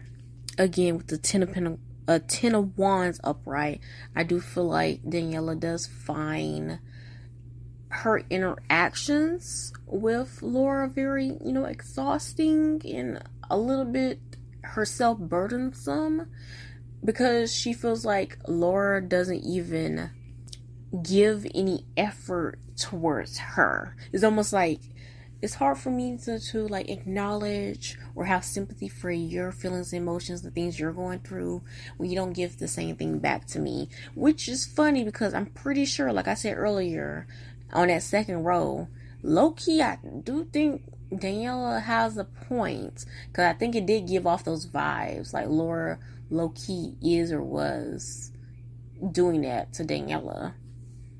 So I definitely don't think Daniela is crazy for assuming that. I do think that is happening, allegedly for entertainment purposes. Why do I feel like these two have like a little bit of awkwardness between them? Like maybe it's like hard to interact with each other for a long period of time, or beyond like a simple conversation or a greeting. Like it feels like their communication styles are very different, but at the same time similar, which makes me think that's why it clashes a little bit. Like I do think Daniela has respect for Lara. I wonder if whatever type of bond or relationship they have is like very surface level. There's no depth to it. I don't even think Daniela in a way is or wants to pursue anything deeper with Lara. It's more like acknowledgement of Lara's, you know, positives, her flaws, and her capabilities and stuff like that. It doesn't feel like Daniela's like reading Laura's personality, drag her personality through dirt or saying this and that or the third or whatever. So far, out of everybody, I think Daniela has the most interesting perspective on all the Katseye members. I was definitely very surprised. The only one I wasn't surprised about was, of course, the one with her feelings towards Manon. I feel like I kind of saw that one coming, but everybody else's, I was definitely very surprised. It's almost like her feelings towards everybody is very fair. There's no like disfairness here, like, oh, you're mean to me, so I don't like you or I hate you. It didn't come off like that. It's like, I acknowledge your positive you're positive, and I acknowledge your cons, your flaws and stuff like that. And that's how she makes her assessment of the members, in their own little category type of way. So I do like that. Okay, anyway, let's end this row and move on to row number 4. Okay, row number 4, we have Sophia. I'm very, very interested to see what comes out for Sophia and her feelings towards the other Katseye members. So let's see. Okay, the first tarot card will be Sophia's feelings towards Megan. We have the 8 of Wands. Okay. 8 of Wands. A go-getter. That's fast travel all over the place. Why do I get this feeling that Sophia thinks Megan is kind of disorientated? Like, I'm not saying disorganized, just like, all over the place. I wouldn't say airhead. I wouldn't say she has her head in the clouds, or someone who is like a dud or something like that. It's almost like, because I feel like this is more like movement and energy movement versus like your mental and your brain and stuff like that. Maybe Sophia feels like Megan is kind of hyperactive, like have a lot of energy. She's kind of all over the place, almost like a child with a lot of energy. They don't know how to sit down, be quiet for long periods of time. Like, just for Sophia, Megan's energy gives off very childlike energy, just because of like the movement. It's just because like there's a lot of back and forth quickness all over the place. There's nothing very, I guess, coherent. Like, it's not organized. It doesn't feel is properly thinking through their actions. It's almost like impulse. Almost like Sophia thinks Megan's very impulsive. She doesn't think before she acts. Even though all that does come off as negative, I still don't think that this card has strong negative vibes, though. It could just be Sophia's observation of Megan. And she just, associates Megan with this type of energy, this type of behavior pattern. And because of that, Sophia feels like Megan's very unpredictable. It's almost like she gets to see a new Megan like every day. It's almost like she's like constantly changing. I'm not saying changing personalities. It's just like you don't know what you're going to get sometimes. Yeah, I'm starting to really get this vibe that Sophia, I'm not saying Sophia looks down on Megan.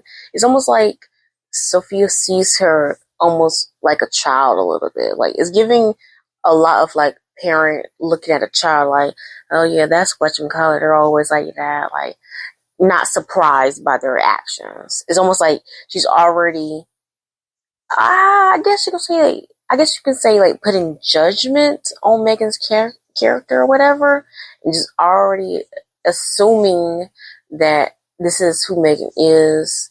This is who Megan will always be. So her expectations for Megan are like, I guess you could say like low. Like, honestly, I feel like it's more like an observation. Like, she saw this, so she has no choice but to label Megan. Yeah, I feel like Sophia's the type of person that likes to label people very quickly. Like, once she sees you do something, or if she like get to know you or whatever, and she notices like a pattern or something, like you do this all the time, she's gonna throw a label on you. It's almost like if you're always like playing around, making jokes and laughing, she's gonna put the label on you that you're goofy or you're like a class clown or whatever, or you can't be taken seriously. She's gonna throw a label at you. She like put her little judgment on people very quickly, and I feel like she did this with Megan just like that. I wonder. I'm assuming they're all around the same age, like very close to the same age. I'm pretty sure, right? Like, is Sophia older than Megan? Like, are there members of his group that are like significantly older? Like, I'm pretty sure. I feel like they're all in their like early 20s. They give me those vibes of them in their early 20s. I highly doubt that any of these individuals, these young ladies, are teenagers. I highly doubt that. Okay, enough of that. Let's move on to the next person. Okay, so the second tarot card we have is Sophia's feelings towards Yoonchae. So let's see what we got. We have the okay. The reverse Ten of Swords. The reverse Ten of Swords. Unspoken bond, a recovery, and someone having your back after a downfall or a betrayal. Okay, wait a minute. Did something happen to Sophia within the Katseye group?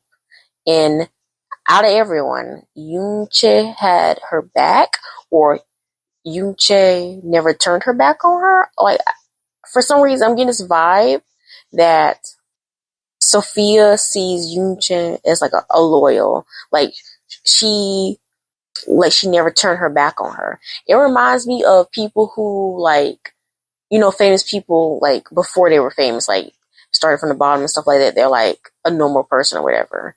And there's people, like, they're day ones, who's been there since they didn't have nothing. They were broke.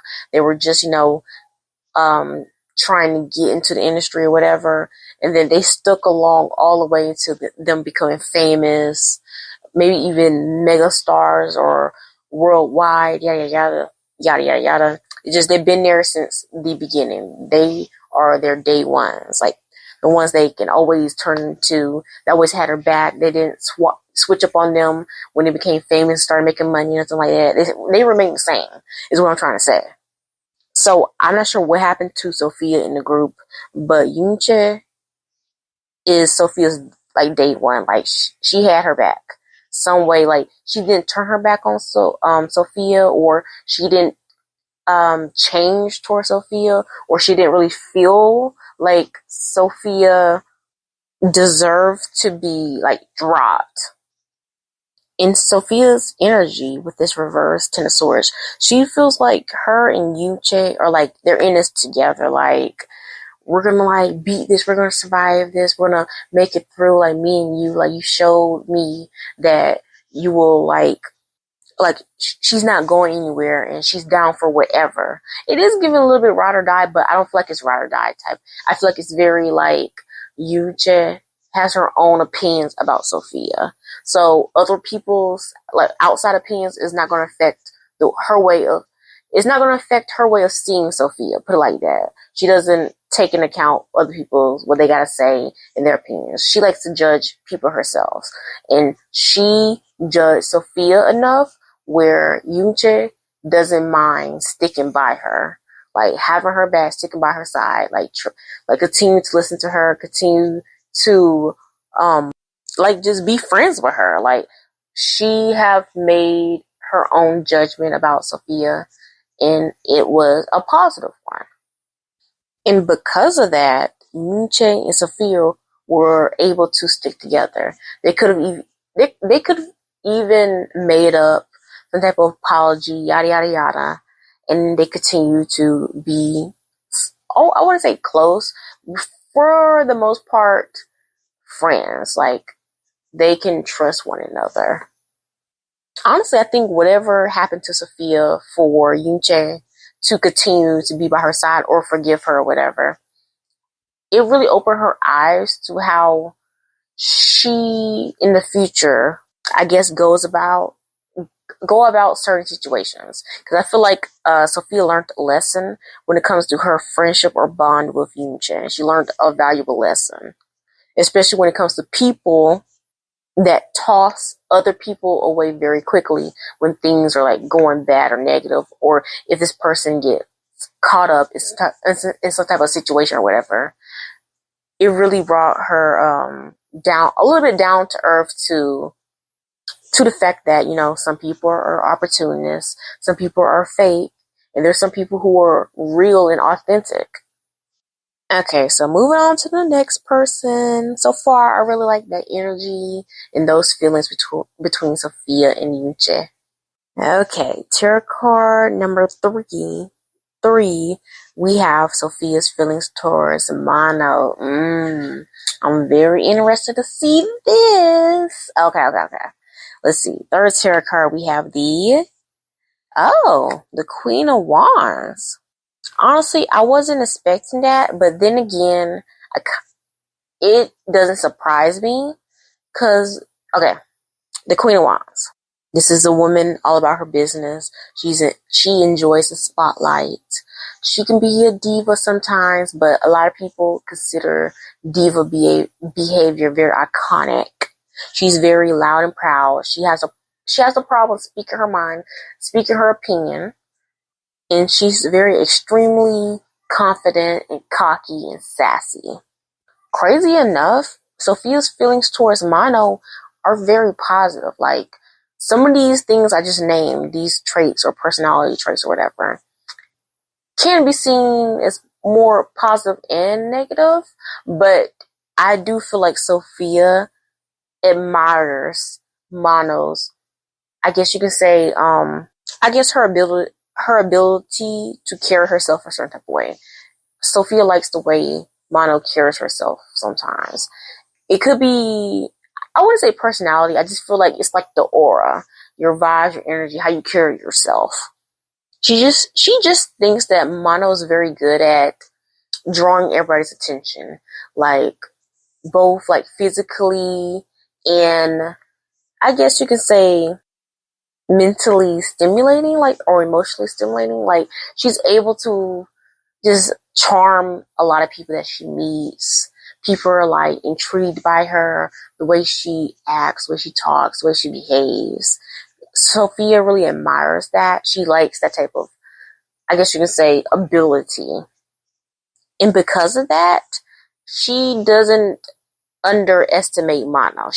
She does not underestimate Mono. She feels like Mono is capable of doing a lot of things. So again, that's both a positive and negative thing if you look deeper into that. Of course, I do think Sophia does feel like Mono is very self-centered, like got a big head, a little ego, but she kind of understands why. Like, for her to act like that or carry herself in that manner, you have to have a level of delusion, confidence, and self-assurance to be able to do that without blinking an eye. Like, do it so unapologetically. And Sophia can, she can respect that. She can respect that right there. You're not embarrassed to behave like this. You're actually very confident. Like, it takes a lot. Okay? It takes a lot to be able to do that, especially as a public figure. You gotta think about that. Like, Sophia really thinks that Mono's personality or the way she carries herself is like perfect for a celebrity, because it really does I guess you say fit the mold of what a celebrity should be like, especially to be able to draw so many people's attention, have a lot of people wanting to know about you, both positive and negative. A lot of people don't realize that negative press is still press at the end of the day. You can dislike somebody, but the fact that you dislike somebody and you still know their names, you can recognize certain things about them, or you can keep up with them, even though I never understood that. Like, hate watching, I never understood that, baby. You're obsessed. Like, you still like them, and you like them enough to dislike them. Hopefully that makes sense. Like, you like them enough to keep up with them. You like them enough to care about anything they do. See right there, that's still power. You still give them power, attention, clout. Okay, that's how it works. Negative press is still press at the end of the day. So even if people might not like Mono, you're still giving her attention. You're still talking about her and having her name trend, this and that. There are going to be people that defend her, people that don't like her. But at the end of the day, people still know her. You know what I mean? It still has impact. You know her name. You know her face. And like Sophia's over here like, wow, you really unlocked the secret of being a celebrity. Huh, Manon? It's like that's Sophia's mind like, wow, I never really considered that or never really thought about it that hard. But yeah, she really unlocked the whole celebrity illusion or lifestyle package, or like she unlocked what it is to be a celebrity. You have to have the good, the bad, the controversies, the scandals, like these iconic things, this and that. Okay. Yeah, I'm just getting this vibe from Sophia. Like, it's very hard for her to be mad or for her to really dislike Mono, since she basically, unlocked the secret to, I guess you say, being successful or being famous or whatever. Even though Sophia thinks that Mono's behavior does get her in trouble a lot or cause a lot of problems for others, at the end of the day, she's still being talked about, still being trending. People still want to know about her, whether positive or negative. Like, hey, it's working at the end of the day. But yeah, let's move on to the next card. Okay, so the fourth tarot card we have is Sophia's feelings towards Laura. So let's see what we got. We have the Queen of Cups. Wow, not Sophia thinking Laura has a lot of mother qualities, like a person who likes to, take care of other people, nurture them, support them, very considerate, very kind, always looking out for the other person. Like Sophia thinks deep down that Laura have this very hyper, not hyper feminine, like very nurturing vibes about her. The way she acts, or how she how she take care of the other members, like how she, I guess you could say how she conducts herself behind the scenes. I'm not sure if the public sees that. Like, I don't know. I don't keep up with this group, so I'm not sure if there's like videos out there of being able to see what goes on behind the scenes for a lot of Katseye members, like what happened in their dorm and stuff like that. I'm not sure, but Sophia has seen glimpses of Laura's very motherly side, and she really likes that, because I'm getting this impression from this card that Sophia, she finds Laura's energy or her presence very calming, very healing. It's almost like she understands Laura on a deeper sense. I'm not sure if these two are close or if they interact a lot.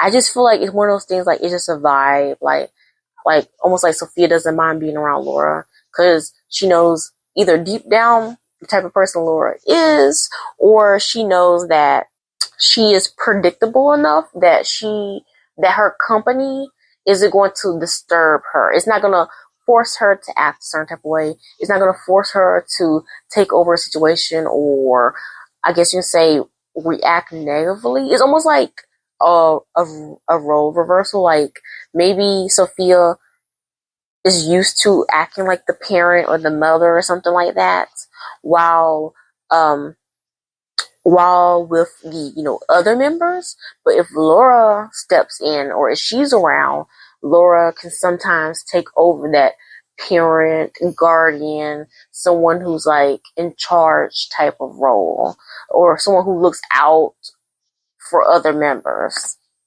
It kind of reminds me of, let's say, a child in, let's say, two siblings, and it's the weekend, and their parent or mom or whatever is currently working at the weekend, which means the older sibling is in charge. So in a way, the older sibling, who is a child, still a child or whatever, has to act like the adults, has to, make sure their younger sibling is okay, keep them out of trouble.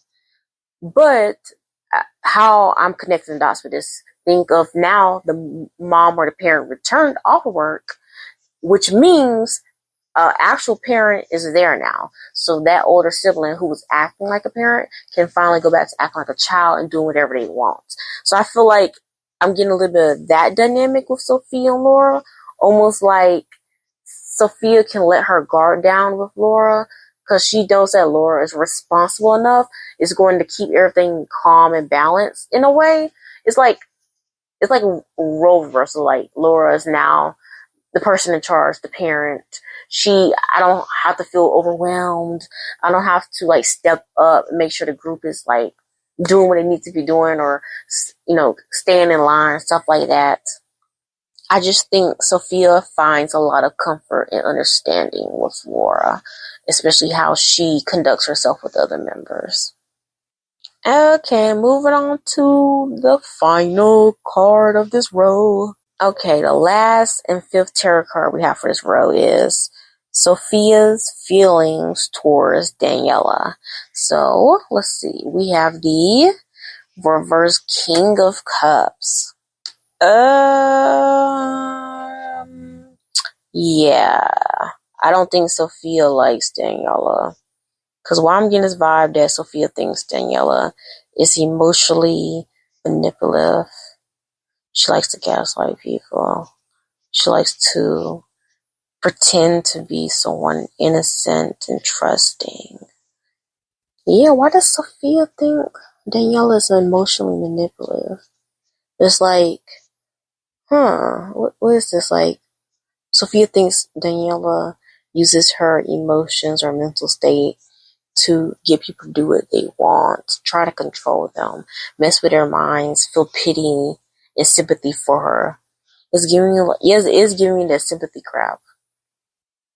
Yeah, because the reverse King of Cups, someone who doesn't play fair, who's very moody, emotional, definitely mentally and emotionally abusive, but also is someone who doesn't want to cooperate. It's like my way or the highway.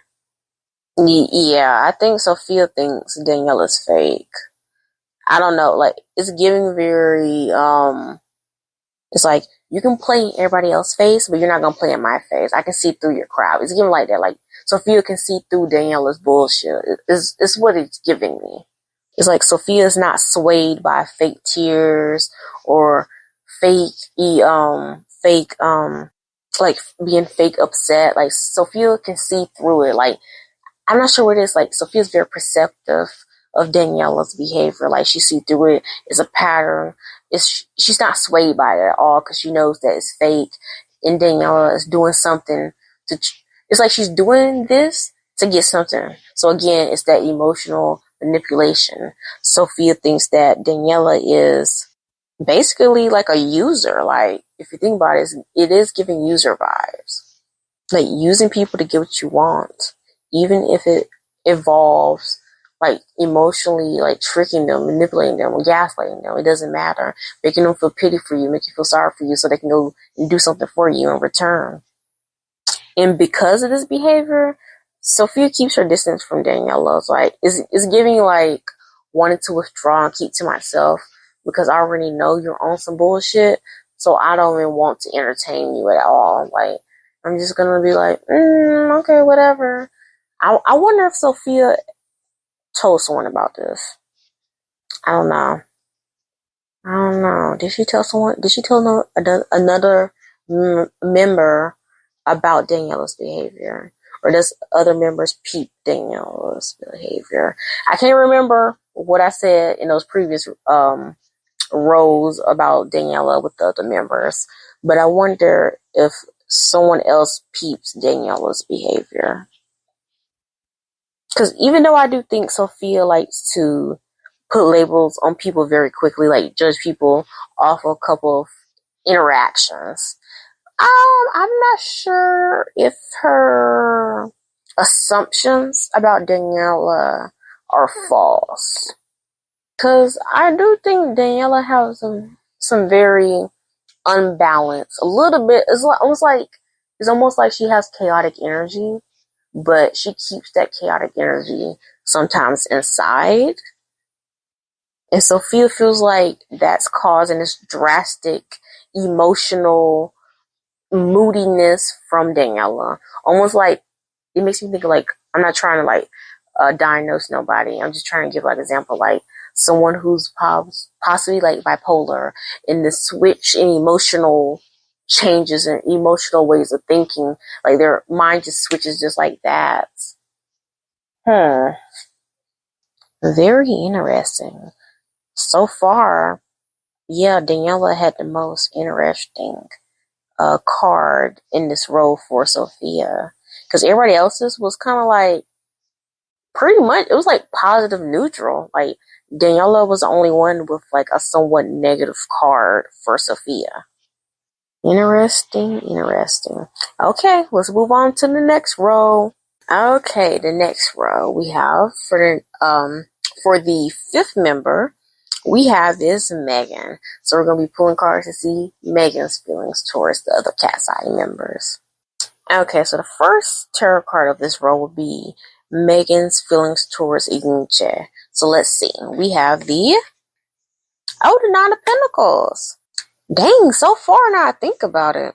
Has all the cards for Yoonchae been positive? Do everybody just universally love Yoonchae? I'm starting to think that. I don't know. I don't want to jinx myself, but I feel like Yoonchae is like universal. Like everybody gets along with her. That's what I'm starting to think. Like everybody seems to really like her, get along with her the most out of the group. What I've been seeing so far, she seems like the unproblematic, perfect person in this freaking group. Okay, so we have the Nine of Pentacles. So Megan thinks Yoonchae is very, I guess you could say, to herself, because this is also my independent card. It's like independent person, independent money maker, someone who works very hard.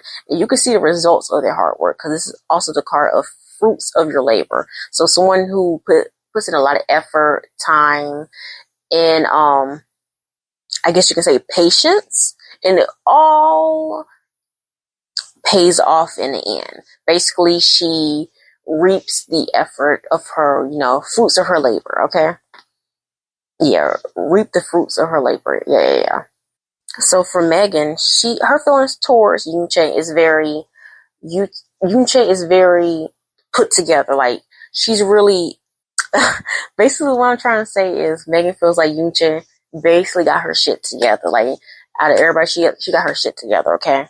And like, because of this, like, Megan just feels like Yoonchae is like, in a way, I wouldn't say perfection or perfect. It's more about not having any problems. Like I said earlier, like the unproblematic stuff, like not dealing with any issues or struggles.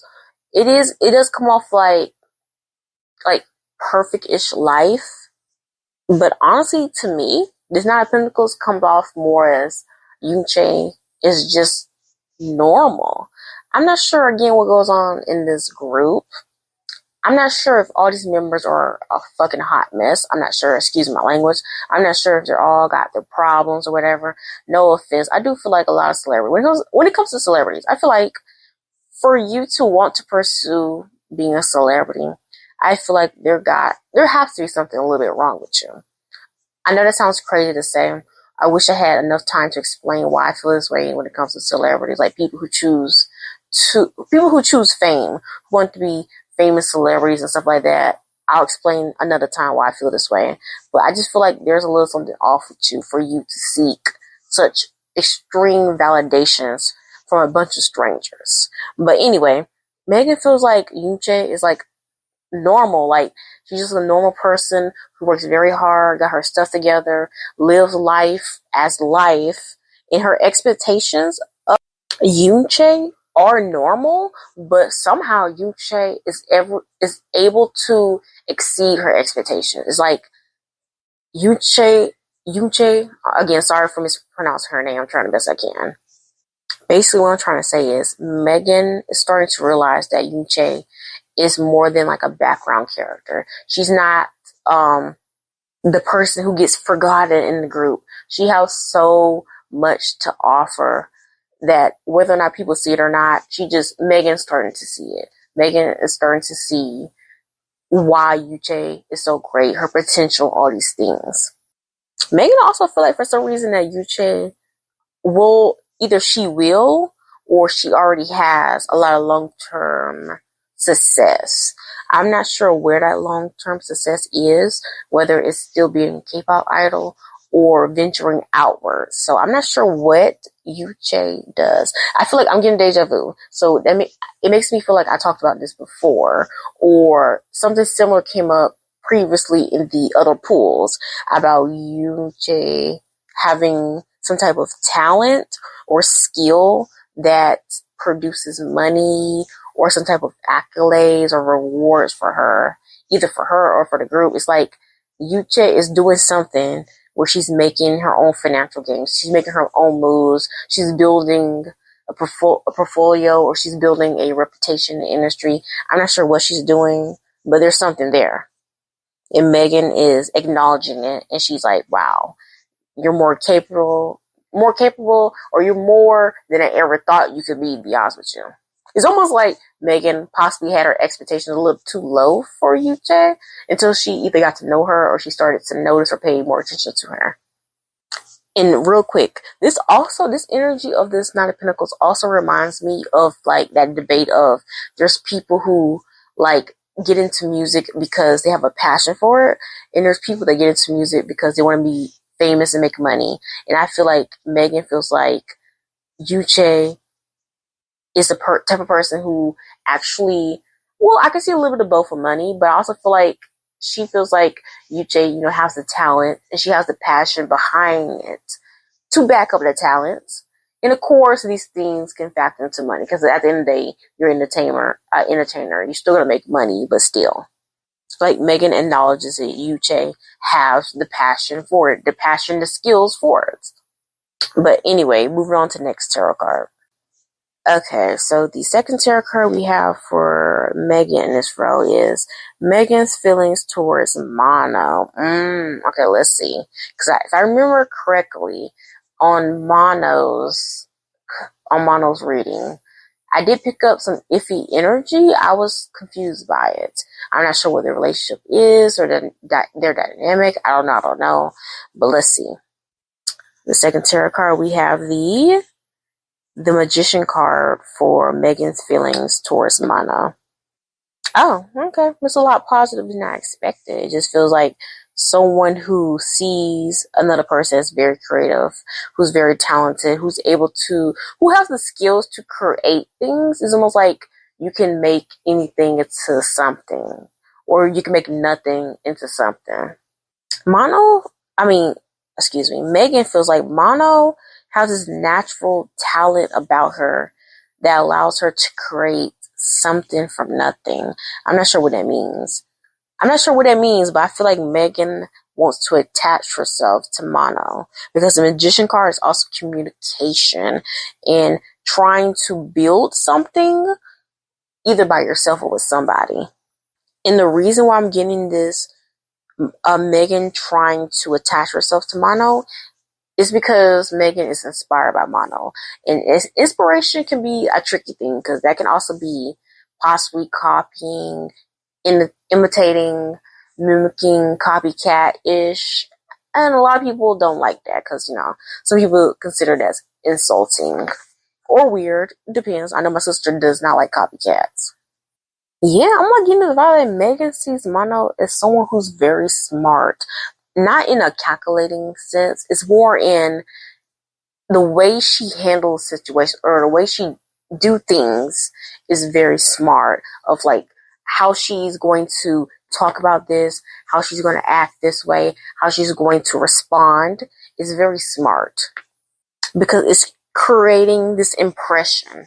And this impression is what draws people in. And that's why I'm getting the same vibes from Megan. It's almost like she's drawn in to Mono because the things Mono do is almost giving me like maybe Megan's like a fan, like the idol in the stands, or like fan behavior.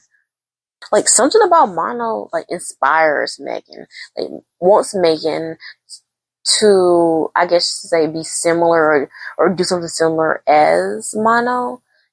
I'm not sure how to put it in words. It's like Megan wants to get to know Mono, but I feel like her reasonings for wanting to get to know Mono is one, fan behavior, because like she it's fan behavior or whatever. But she's also inspired, and inspiration her inspiration is coming off very, I want to copy you, I want to mimic you, I want to be like you. So it's almost like you're studying Mono. Hopefully that makes sense. I'm trying to describe it, break it down the best way I can from my head. My head is like a lot of hot mess of information right now. And I do feel like Megan and Mono talk. Because even in the image, the girl's doing her makeup in the phone between two individuals' text messages. Yeah, Megan can tell that Mono has something. Maybe she has like the it girl factor, or that, that Beyonce effect, and Megan wants to stay attached to that. So almost can help elevate her up to the same stature as Mono, or the same level. Even though I feel like this is somewhat positive energy, I'm also feeling somewhat negative. Because I don't know why. I don't know. I feel like that's a slippery slope. The copying, trying to get close, trying to understand Mono's way of thinking, her behavior. It's giving copycats. Or someone possibly in the future trying to take your place. I don't know.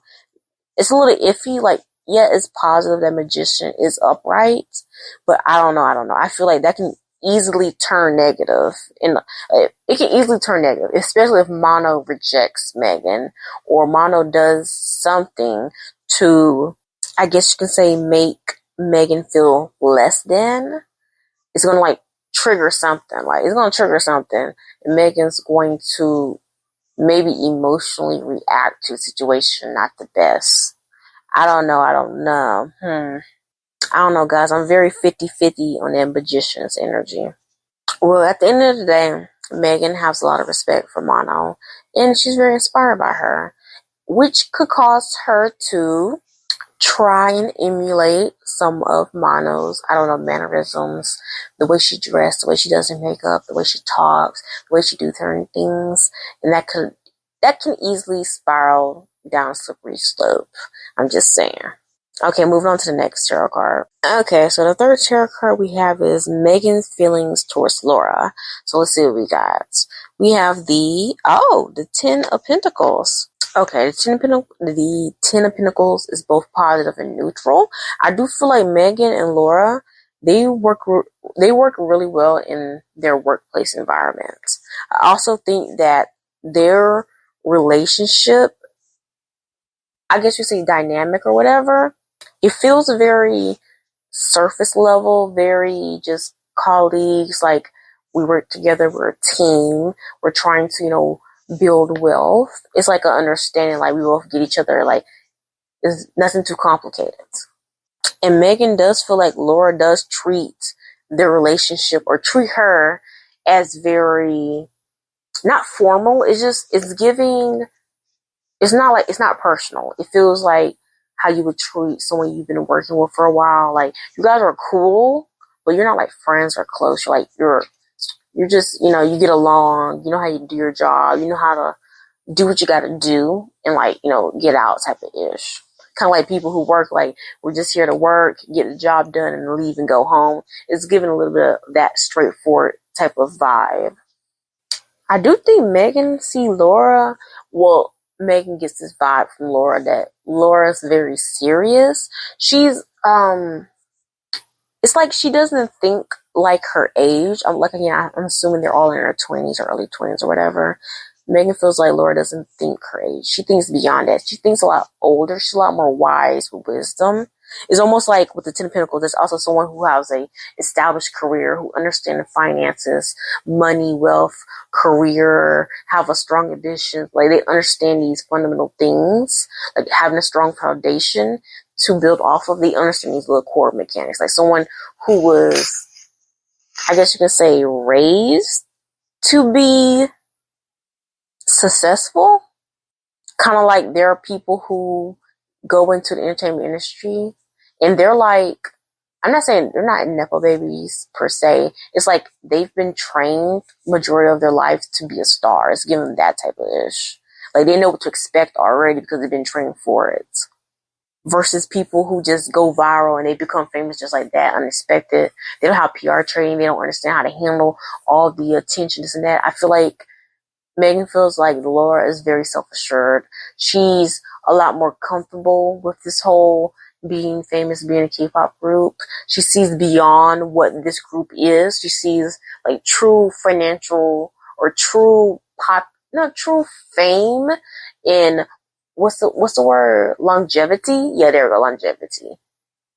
I'm not sure what it is, but something about Laura and again how she acts or how she sees their careers or whatever. It just makes Megan want to be like that because it's almost like Megan sometimes feels very lost and unsure about her place when it comes to her fame or her place in this group. And seeing Laura so confident, so sure of like what she can be or can do beyond this group is very inspirational too. I feel like, how old is Megan? I feel like Megan look at people a certain type of way, and she like, it's almost like she's taking what she sees from others and like reflecting on herself and her shortcomings or how she can also incorporate it into her life and this and that. It's like being around all these members is causing her to like really deeply self-reflect on who she is or who she wants to be, especially from being a part of this group. Like, think beyond, not just live in the moment, just think beyond. Okay, very simple to the point. Moving on to the fourth tarot card. Okay, so the fourth tarot card we have for Megan is Megan's feelings towards Daniela. We have the Wheel of Fortune. Wow, so far, something I have noticed that all these cards have been very positive when it comes to Megan's feelings towards all the other members. It's almost like Megan just happy to be here, low key. It's like she's seeing the positive out of everybody. Of course, we haven't gotten to like the last tarot card, which is Sophia. And so far, I've been noticing a pattern that a lot of the members don't really F with Sophia like that. But we'll see. But anyway, back to the Wheel of Fortune, which is Megan's feelings towards Daniela. First thing I'm noticing, why does Megan either feels like Daniela got lucky, or she is lucky? Because the Wheel of Fortune is all about good fortune, taking a risk, destiny, fate, taking taking a chance in divine timing and stuff like that. Yeah, for some reason, why do I feel like it's weird? This card is for some reason giving me backhanded compliment. It's almost like, yeah, you got lucky. It's like that's a positive thing, but you can tell by the tone of my voice, it comes off very condescendingly. It's like a backhanded compliment. I'm not sure why Megan will feel this way towards Daniela. It's almost like Megan feels like Daniela got lucky being picked for this group and becoming famous. Why do I feel like Daniela became popular? That makes me think. Sorry guys, I'm trying to think and process my thoughts. Who is the most popular in this group? So far, what I can, outside this reading, what I've been told by you guys in the comment section, it seems like Manon is the most hated. I don't know. It seems like there's a lot of negativity towards Manon, so I'm assuming she's the most hated. But who is the most loved? Like, who's like the fans' favorite? Who is the label's favorite? Who it is? Because for some reason, when it comes to Megan's feelings towards Daniela, there's this like weird energy of you got lucky to be picked or be chosen, because the Wheel of Fortune is also like famous stardom too, and like things up to faith, but also someone took a risk and gamble by choosing you, and because of that, the Wheel of Fortune is also like you became popular or you gain attention. Like, I don't know, is that jealousy? I don't know. Is that someone being bitter? I don't know. Like, why are you so pressed about someone receiving the spotlight over? I'm not even sure if it's over you or just over all of you. I'm not sure what it is. I'm not sure if Daniela did something recently to I guess, warrant being popular or becoming a favorite. I'm not sure if Daniela did anything. I don't know.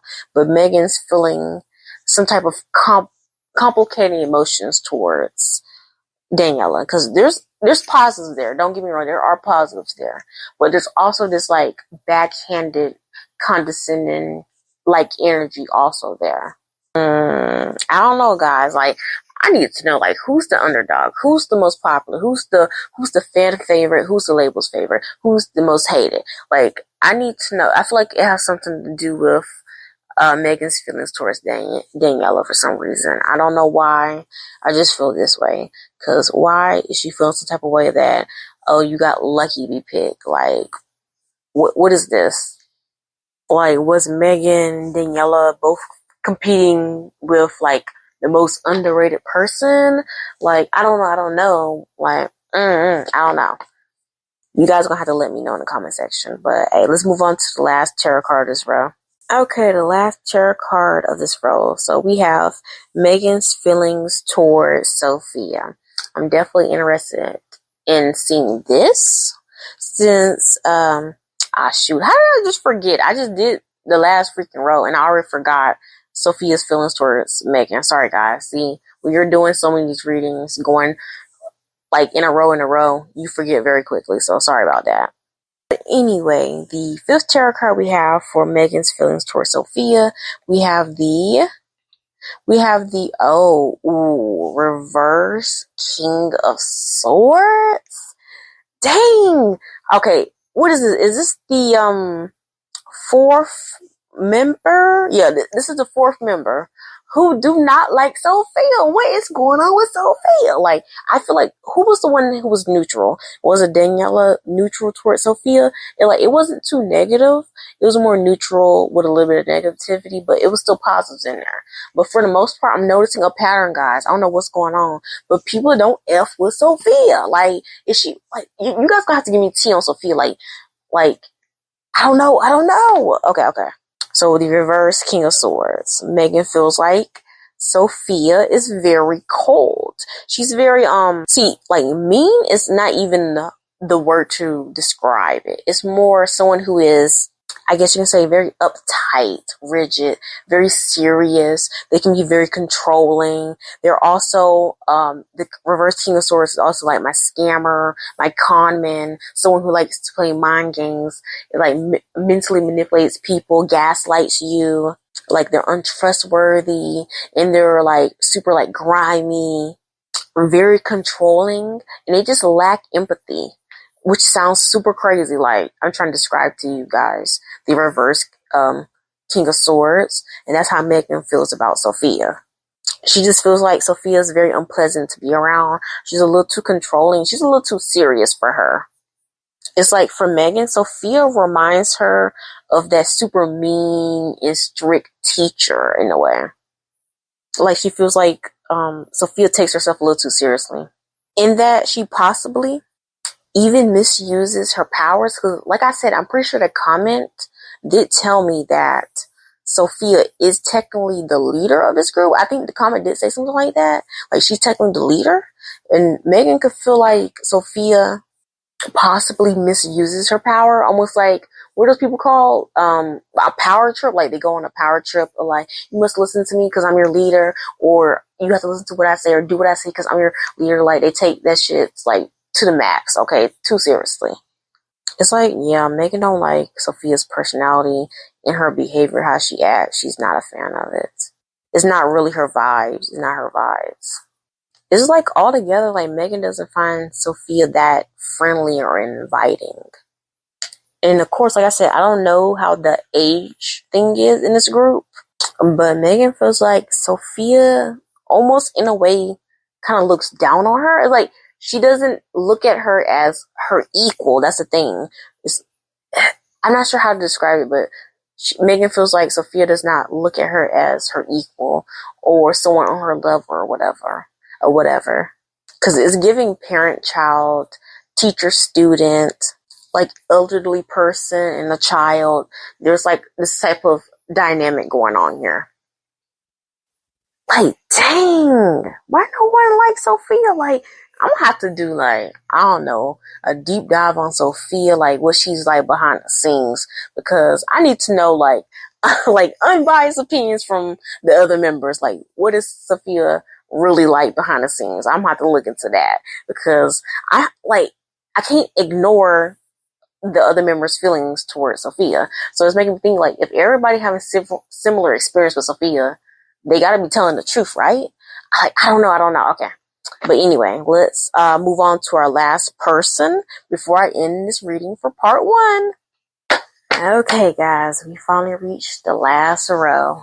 This is my biggest reading I've ever done because technically I only done Blackpink, which is 4 members, and this group has 6 members. So who knows how long this video is going to be honest with you. But yeah, we are on our last member, Yoonchae.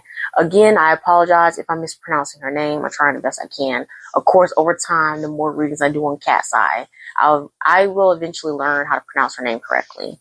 But I'm just continuing to say Yoonchae and hope for the best, okay? But yeah, we're finna pull some cards on Yoonchae's feelings towards the other members. I'm very interested to know her feelings on Sophia, because if her feelings on Sophia is also freaking negative, then baby y'all, Sophia's a problem. I don't know what it is. I don't know what she's doing, what's going on in that group, but it's giving Sophia's a problem, or she's on that villain stuff. I don't know what. But anyway, let's hop into this reading. So the first tarot card we have is Yoonchae's feelings towards Manon. Okay, first tarot card we have is the reverse Page of Cups. Oh, well, to be honest, I was gonna say, wow, I wasn't expecting that, but then again, and I feel like Mono's personality isn't for everybody, and it's clearly not for Yoonchae, because the reverse Page of Cup is someone who's very immature, childish, someone who's always like very moody.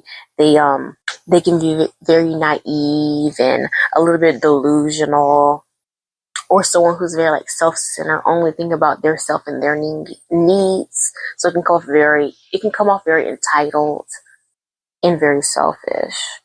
I don't think Yoonchae likes Mono. I don't think she likes Mono's personality, to be honest with you. Her personality is like, it's too immature for her. It's too it's almost like girl after age. Like, I feel like Yoonchae she might be a lot more mature than either we realize or than the group realize. She seems very mature, and she just can easily acknowledge that Mono isn't the type of person who I guess you could say takes things seriously. Because there's people who also they goof around even in serious situations.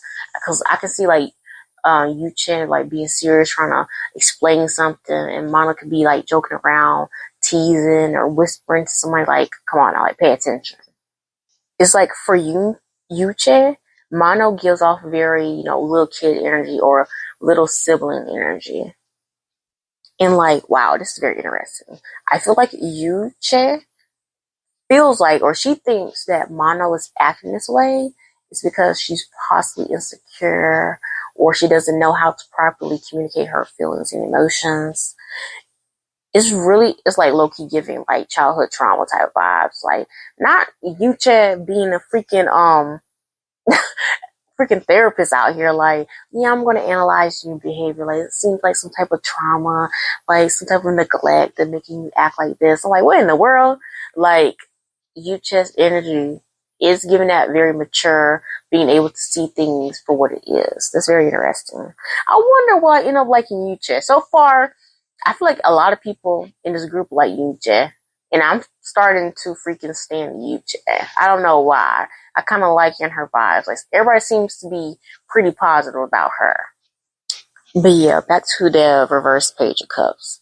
Again, this card can also be, again, someone who's immature, someone who acts like a brat, someone who isn't dependable. Like, they always need assistance. They can't do nothing on their own. Again, it's giving that very, you're acting like a child. You always need someone to like guide you or like parent over you. Make sure you don't get into trouble. Yeah, it's giving like golden retriever as Manon and black cat as like Yoonchae. Low key, that's what I'm getting. Those type of vibes, like very drastic personality shifts, and especially in behavior. Okay, let's move on to the next tarot card. Okay, so the second tarot card we have is Yoonchae's feelings towards Lara.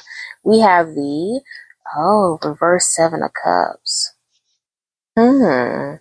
What did Yoonchae see through Lara?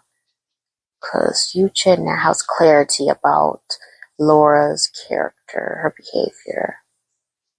It's like she understands Lara now. Something happened recently where she finally got to see what the real Lara or how Lara reacts or acts in a situation. So far, it's giving off, Yoonchae, when she's trying to get to know everybody, making assessments or whatever. A little similar to Sophia, but a lot more gentler, a lot more understanding.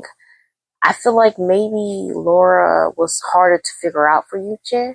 It's almost like she was like both cautious, but also intrigued and trying to, get to know and understand the type of person Lara is. And I think finally she has finally understand. And of course, you're probably thinking like, girl, what are you trying to say? You're confusing. Exactly. I feel like Yoonchae realized that first she thought Lara was complicated, trying to like very difficult to figure out when reality that's just Lara's energy to her. Yoonchae feels like Lara is a little, I guess you can say a little all over the place, but it's more in the sense of Yoonchae feels like Lara is putting too many eggs in one basket. It's like she's expecting a lot from one thing or by just doing one thing. And that energy comes off very delusional to Yoonchae. It's almost like if she wants to see the real Lara, you need to strip away everything that she has. Like take away her opportunities, take away the things that that she cares about, the things that she desires. Like if you take all that away, strip her down to her core, you will see like the real Lara. And she feels like the real Lara isn't as pristine or organized or put together as she might, I guess, act or claim to be. And Yoonchae actually finds that more endearing than Lara trying to, I wouldn't say be someone that she's not. It's more like, it's like she likes when Lara acts like Lara and not acts like, I guess you'd say, the type of person she wants to be. I know you guys are probably thinking like, girl, that does not make no damn sense. I know. Okay, let me try to break it down a lot more simpler. Okay, so the example would be like, Yoonchae sees it like this. Lara wants to be a K-pop idol, but in Yoonchae's mind, is it really Lara that wants to be a K-pop idol, or someone pushing her to be a K-pop idol, or is she expected to be a K-pop idol? You see what I'm trying to say? It's a lot more. It's not as simple as Lara wants to be a K-pop idol. Yoonchae is seeing it as, does she really want to be a K-pop idol? Who wants her to be a K-pop idol? Like it's kind of like that. It's like beyond what it is, because she feels like Lara is only acting this way because someone is almost like pushing her in this direction. It's almost like how you should be, how you should act, what you should do. Like this is your purpose. It's almost like she's a little bit not thinking for herself. Like if she had time to just stop and think, is this what she really wants? It's kind of like that. And like because of that, Yoonchae kind of worries for Lara. Like, does she realize, like she technically does not really have the passion for what she's doing or trying to achieve? It's giving very deep. It's giving very deep thoughts. Like Yoonchae is seeing beyond the surface of Lara. That's something I'm noticing. Like she's like overanalyzing some of the members, especially Lara. Okay, let me move on to the next card because I feel like this card is just there's no better way for me to explain it. Like I said, things are a lot simpler in my mind. It's very hard to articulate that to you guys sometimes. Okay, next tarot card. We have the third tarot card of this row is Yoonchae's feelings towards Daniela. We have the Knight of Cups. I'm noticing a lot of cups so far. A lot of emotional bond, relationship, emotional. It's almost like Yoonchae has a lot of emotional intelligence going on here. How she's able to see people, her feelings, and her emotions. But anyway, back to the Knight of Cups upright. Wait a minute. The Knight of Cups. Why does Yoonchae find Daniela like adorable, like she's charming? It's almost giving me like this, like, you know, this sweet innocent vibes like Yoonchae likes about Daniela. It's almost like she's full of like life, youth, energy, and like something about her makes her mesmerizing to Yoonchae. I don't know. It's like it's giving me like, I'm not saying Yoonchae has like a crush on Daniela. It just you can find someone adorable. Okay, you don't have to have a crush on them. You just find them adorable. You can find them like cute. To like you're just like, I don't know how to describe it. It's like this. It's like this warm feeling you have towards this person. Like when you talk to them, when you interact with them, it makes you feel good. It makes you feel happy. Just seeing them like bounce up and talk about things. Like I'm not sure. Low key, I know you're thinking like, girl, that sounds like Yucha has a crush on her. Like, because it's like most people, get nervous. They get all warm and tingly inside when they're near someone that they like or find attractive or have a crush on, which is understandable. Which is understandable to assume that. All I can know, I'm not sure. Like, who knows? Yucha could like Daniela. I don't know. I don't know. I do know Yucha finds Daniela, adorable, charming, very in very intriguing to be around and talk to. Because I feel like this has nothing to do with Yucha seeing Daniela as a colleague, someone she worked with, someone she's in a group with, like a member. I don't even think her Yucha's feelings towards Daniela is even on a friend's level. I'm not sure what this is. So I don't know. I'm not sure what this is, but it's just enjoying this person's company. Like, I don't know what this is. Like, I don't want to jump to conclusions, allegedly for entertainment purposes, and say that Yucha has a crush on Daniela. Like, I don't know. Like, it's like if you guys would like, be like, oh, everybody knows that Yucha has a like soft spot for Daniela, and I would have been like, you know what? Yeah, I believe that shit. I would have believed it right away. Like, if you would have told me that before I pulled cards on Yucha's feelings towards Daniela, and I saw this card, I'd been like, yeah, you know what? Yeah, I can see that she has a soft spot for Daniela. Yeah, like something about talking to her, like very charismatic. Maybe it's like sweet talking. Like, it's like, I don't know what it is. Like, yeah, I would have believed it right away. Of course, right now I'm having a hard time. I'm not saying I don't believe it. I just don't want to jump to conclusions. That's the thing. So I'm trying not to like jump very to conclusions that Yucha has a crush on Daniela. I'm trying not to jump into conclusions, okay?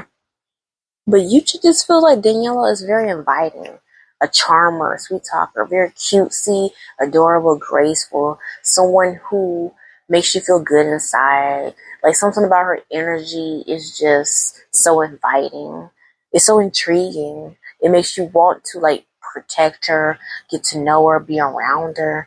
I don't know. You guys know how to let me know. Like, when it comes to like group shipping or whatever, I know that some people do that. Like, they ship them as friends, not like romantic interests and stuff like that.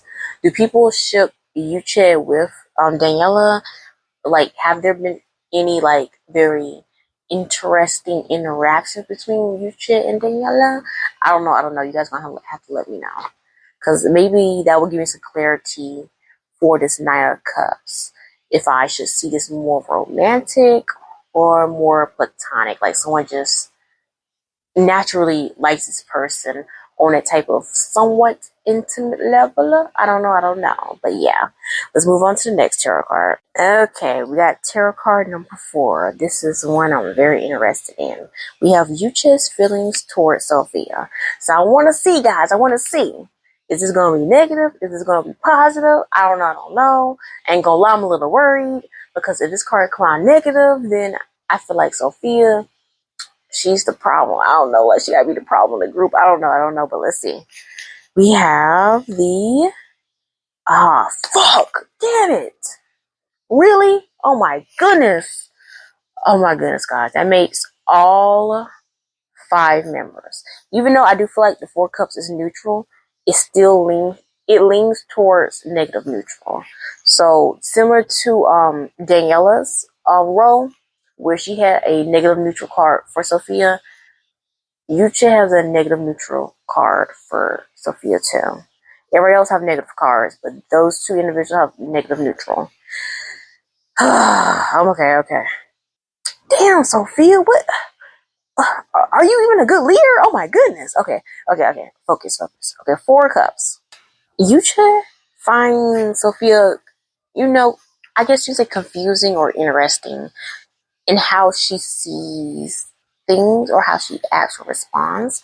Because she feels like Sophia always finds the negative in things. It's almost like someone who not trying to be a victim in a way, like, they're always like, oh, I can never do anything right and everybody hates me, even though no one's saying that, but you're making it seem that way, or you're it almost like you're planting the seeds of doubt and negativity into people's heads or whatever. And because of that, of course, with the 4 cups card, this is a card about, rejection, negativity, negative thoughts, having apathy, being disconnected, discontent, like unsatisfied with yourself. Also, it can be like bored or indifferent. And again, that can also play into Yucha's feelings towards Sophia. It can be, that's why I say it's like negative neutral, where Yucha can feel, I guess you say, nothing towards Sophia. It's like, it's very indifferent. It's almost like, I don't want to judge you too much, even though I can acknowledge and tell that you're someone who's like always negative or always finds the negative no matter what.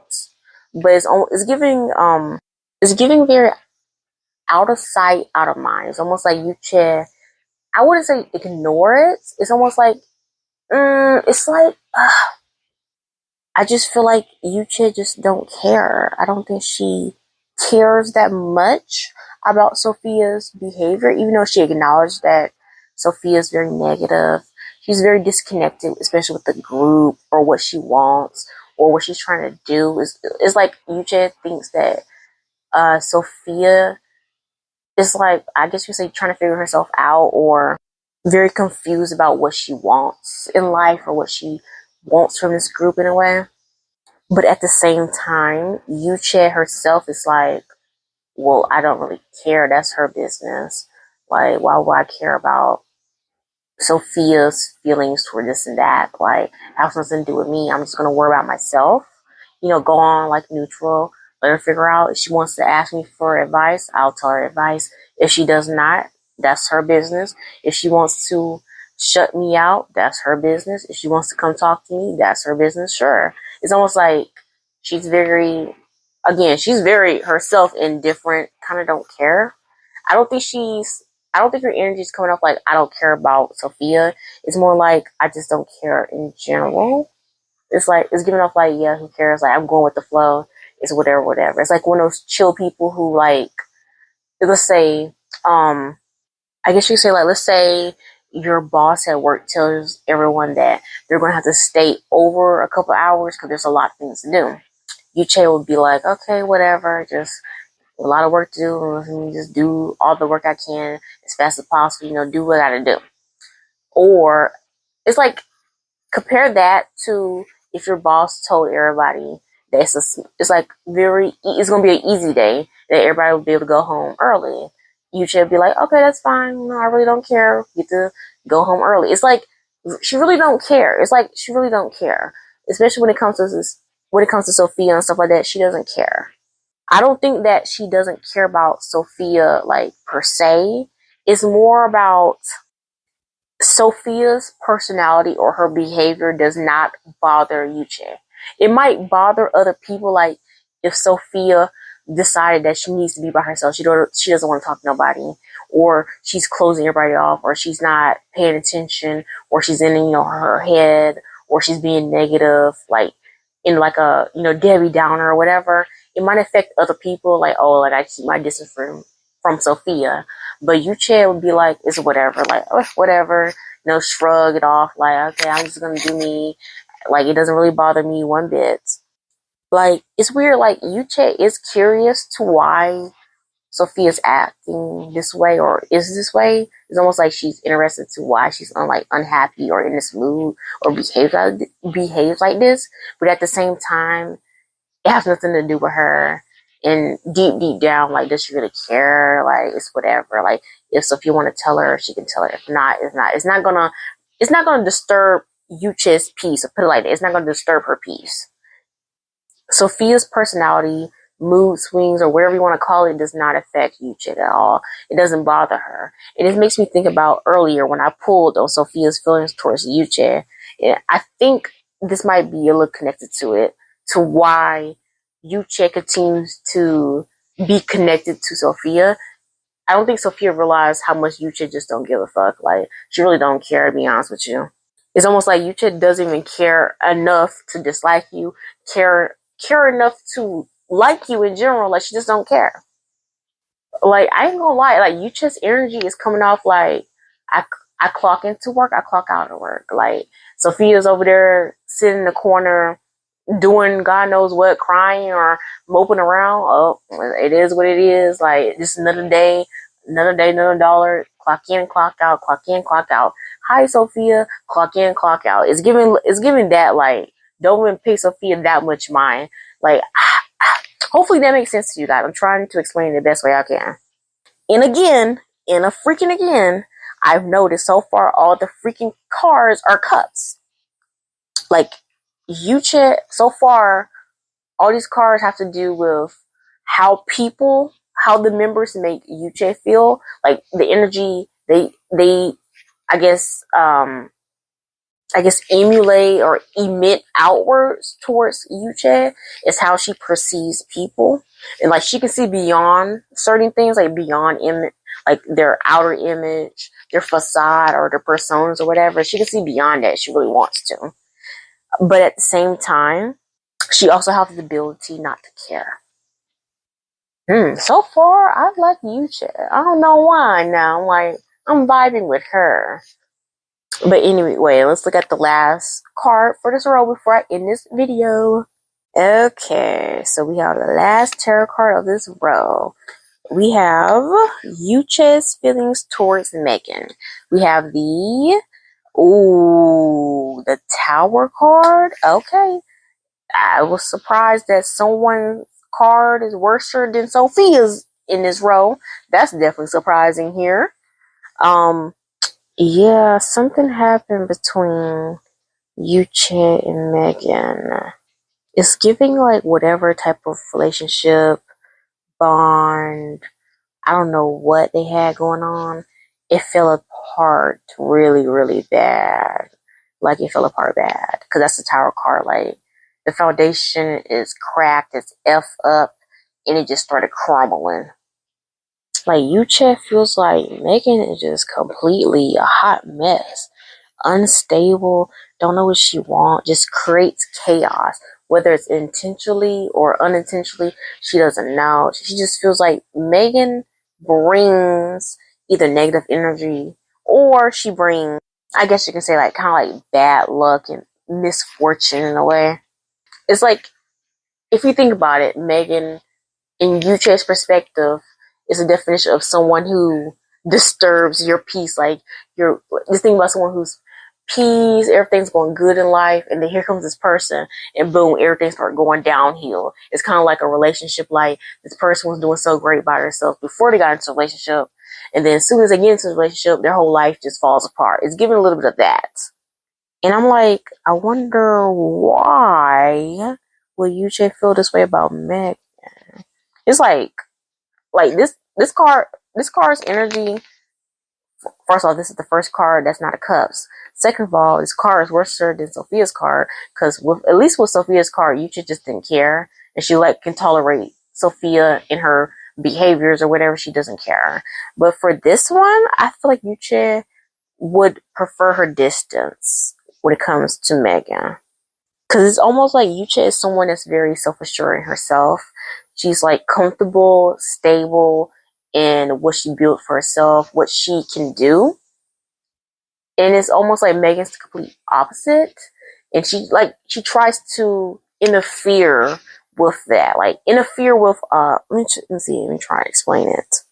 I guess you could say Yoonchae feels like Megan tries so hard to wiggle her way into hers or other people's. I feel like other people's is also included too.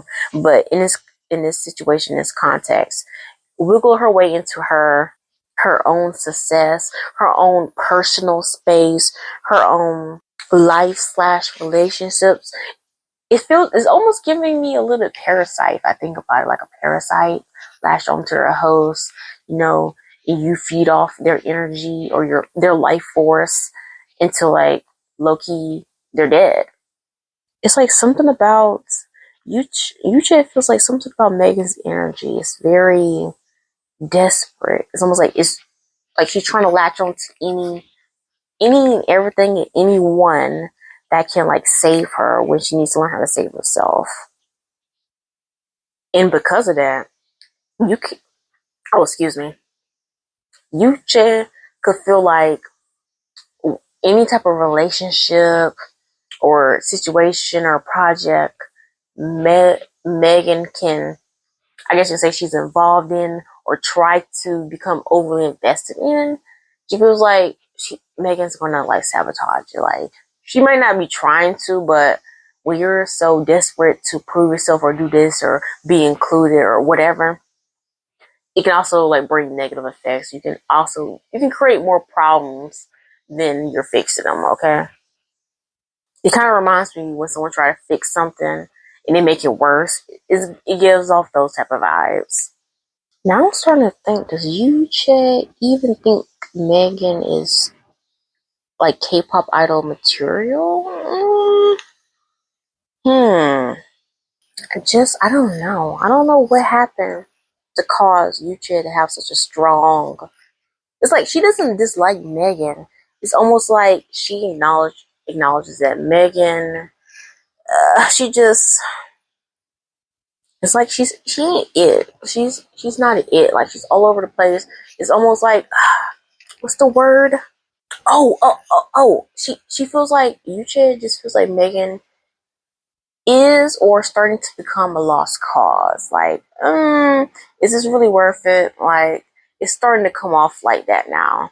I'm not sure what Megan did to Yucha or to the whole group in general. I'm not sure if it's just like Megan did something to Yucha or like the entire group or something like that. I'm not sure. I'm not sure, but Yucha does not have a good impression of Megan, and she's honestly starting to feel like Megan's a lost cause, or is she really cut out to be an idol or cut out to do this? She's like questioning Megan's, I guess you can say, capabilities. But anyway, that's the end of this video. It's been a long, long one, I can tell you that. I will say I was definitely surprised by a lot of this reading. I was definitely surprised by how everybody collectively don't fuck with Sophia. I was definitely surprised by that. Of course, I think it was Daniela and Yoonchae who have neutral negative energy towards Sophia. It's not too bad. It's like neutral negative, but for the most part, I'm gonna say it's neutral. Everybody else negative, but they have neutral. I find that very interesting. I also found very interesting that everybody seems to like Yoonchae. Like, I think she had the most positive cards out of everybody. Of course, I'm gonna have to, look back and see, but I'm pretty freaking sure that Yoonchae had the most positive cards out of everybody. Like, every single person had like a positive card for her, I'm pretty sure. And for the most part, for Yoonchae, she had pretty positive, positive, neutral cards for the members. other than Megan. I'm not sure what happened with Megan, what type of situation drastically changed their dynamic or her feelings towards Megan. I don't know. Like I said, I don't keep up with this group, so I have no clue. But anyway, I can't wait to jump into part 2 where I answer the commenters' questions about the group. I'm definitely interested to see a little bit more of, I guess you can say, like the group's personalities. Hopefully their personalities show through when I'm pulling cards. I have an idea on how I'm going to do it. Of course, you guys will see later on. But anyway, thank you all again for watching this video. Don't forget to like, comment, and subscribe. And of course, look out for part 2, and there will be a part 3, which is going to be on Manon and the label people, Jeffon. I'm pretty sure I'm butchering that name, but you guys know what I'm talking about. But anyway, bye!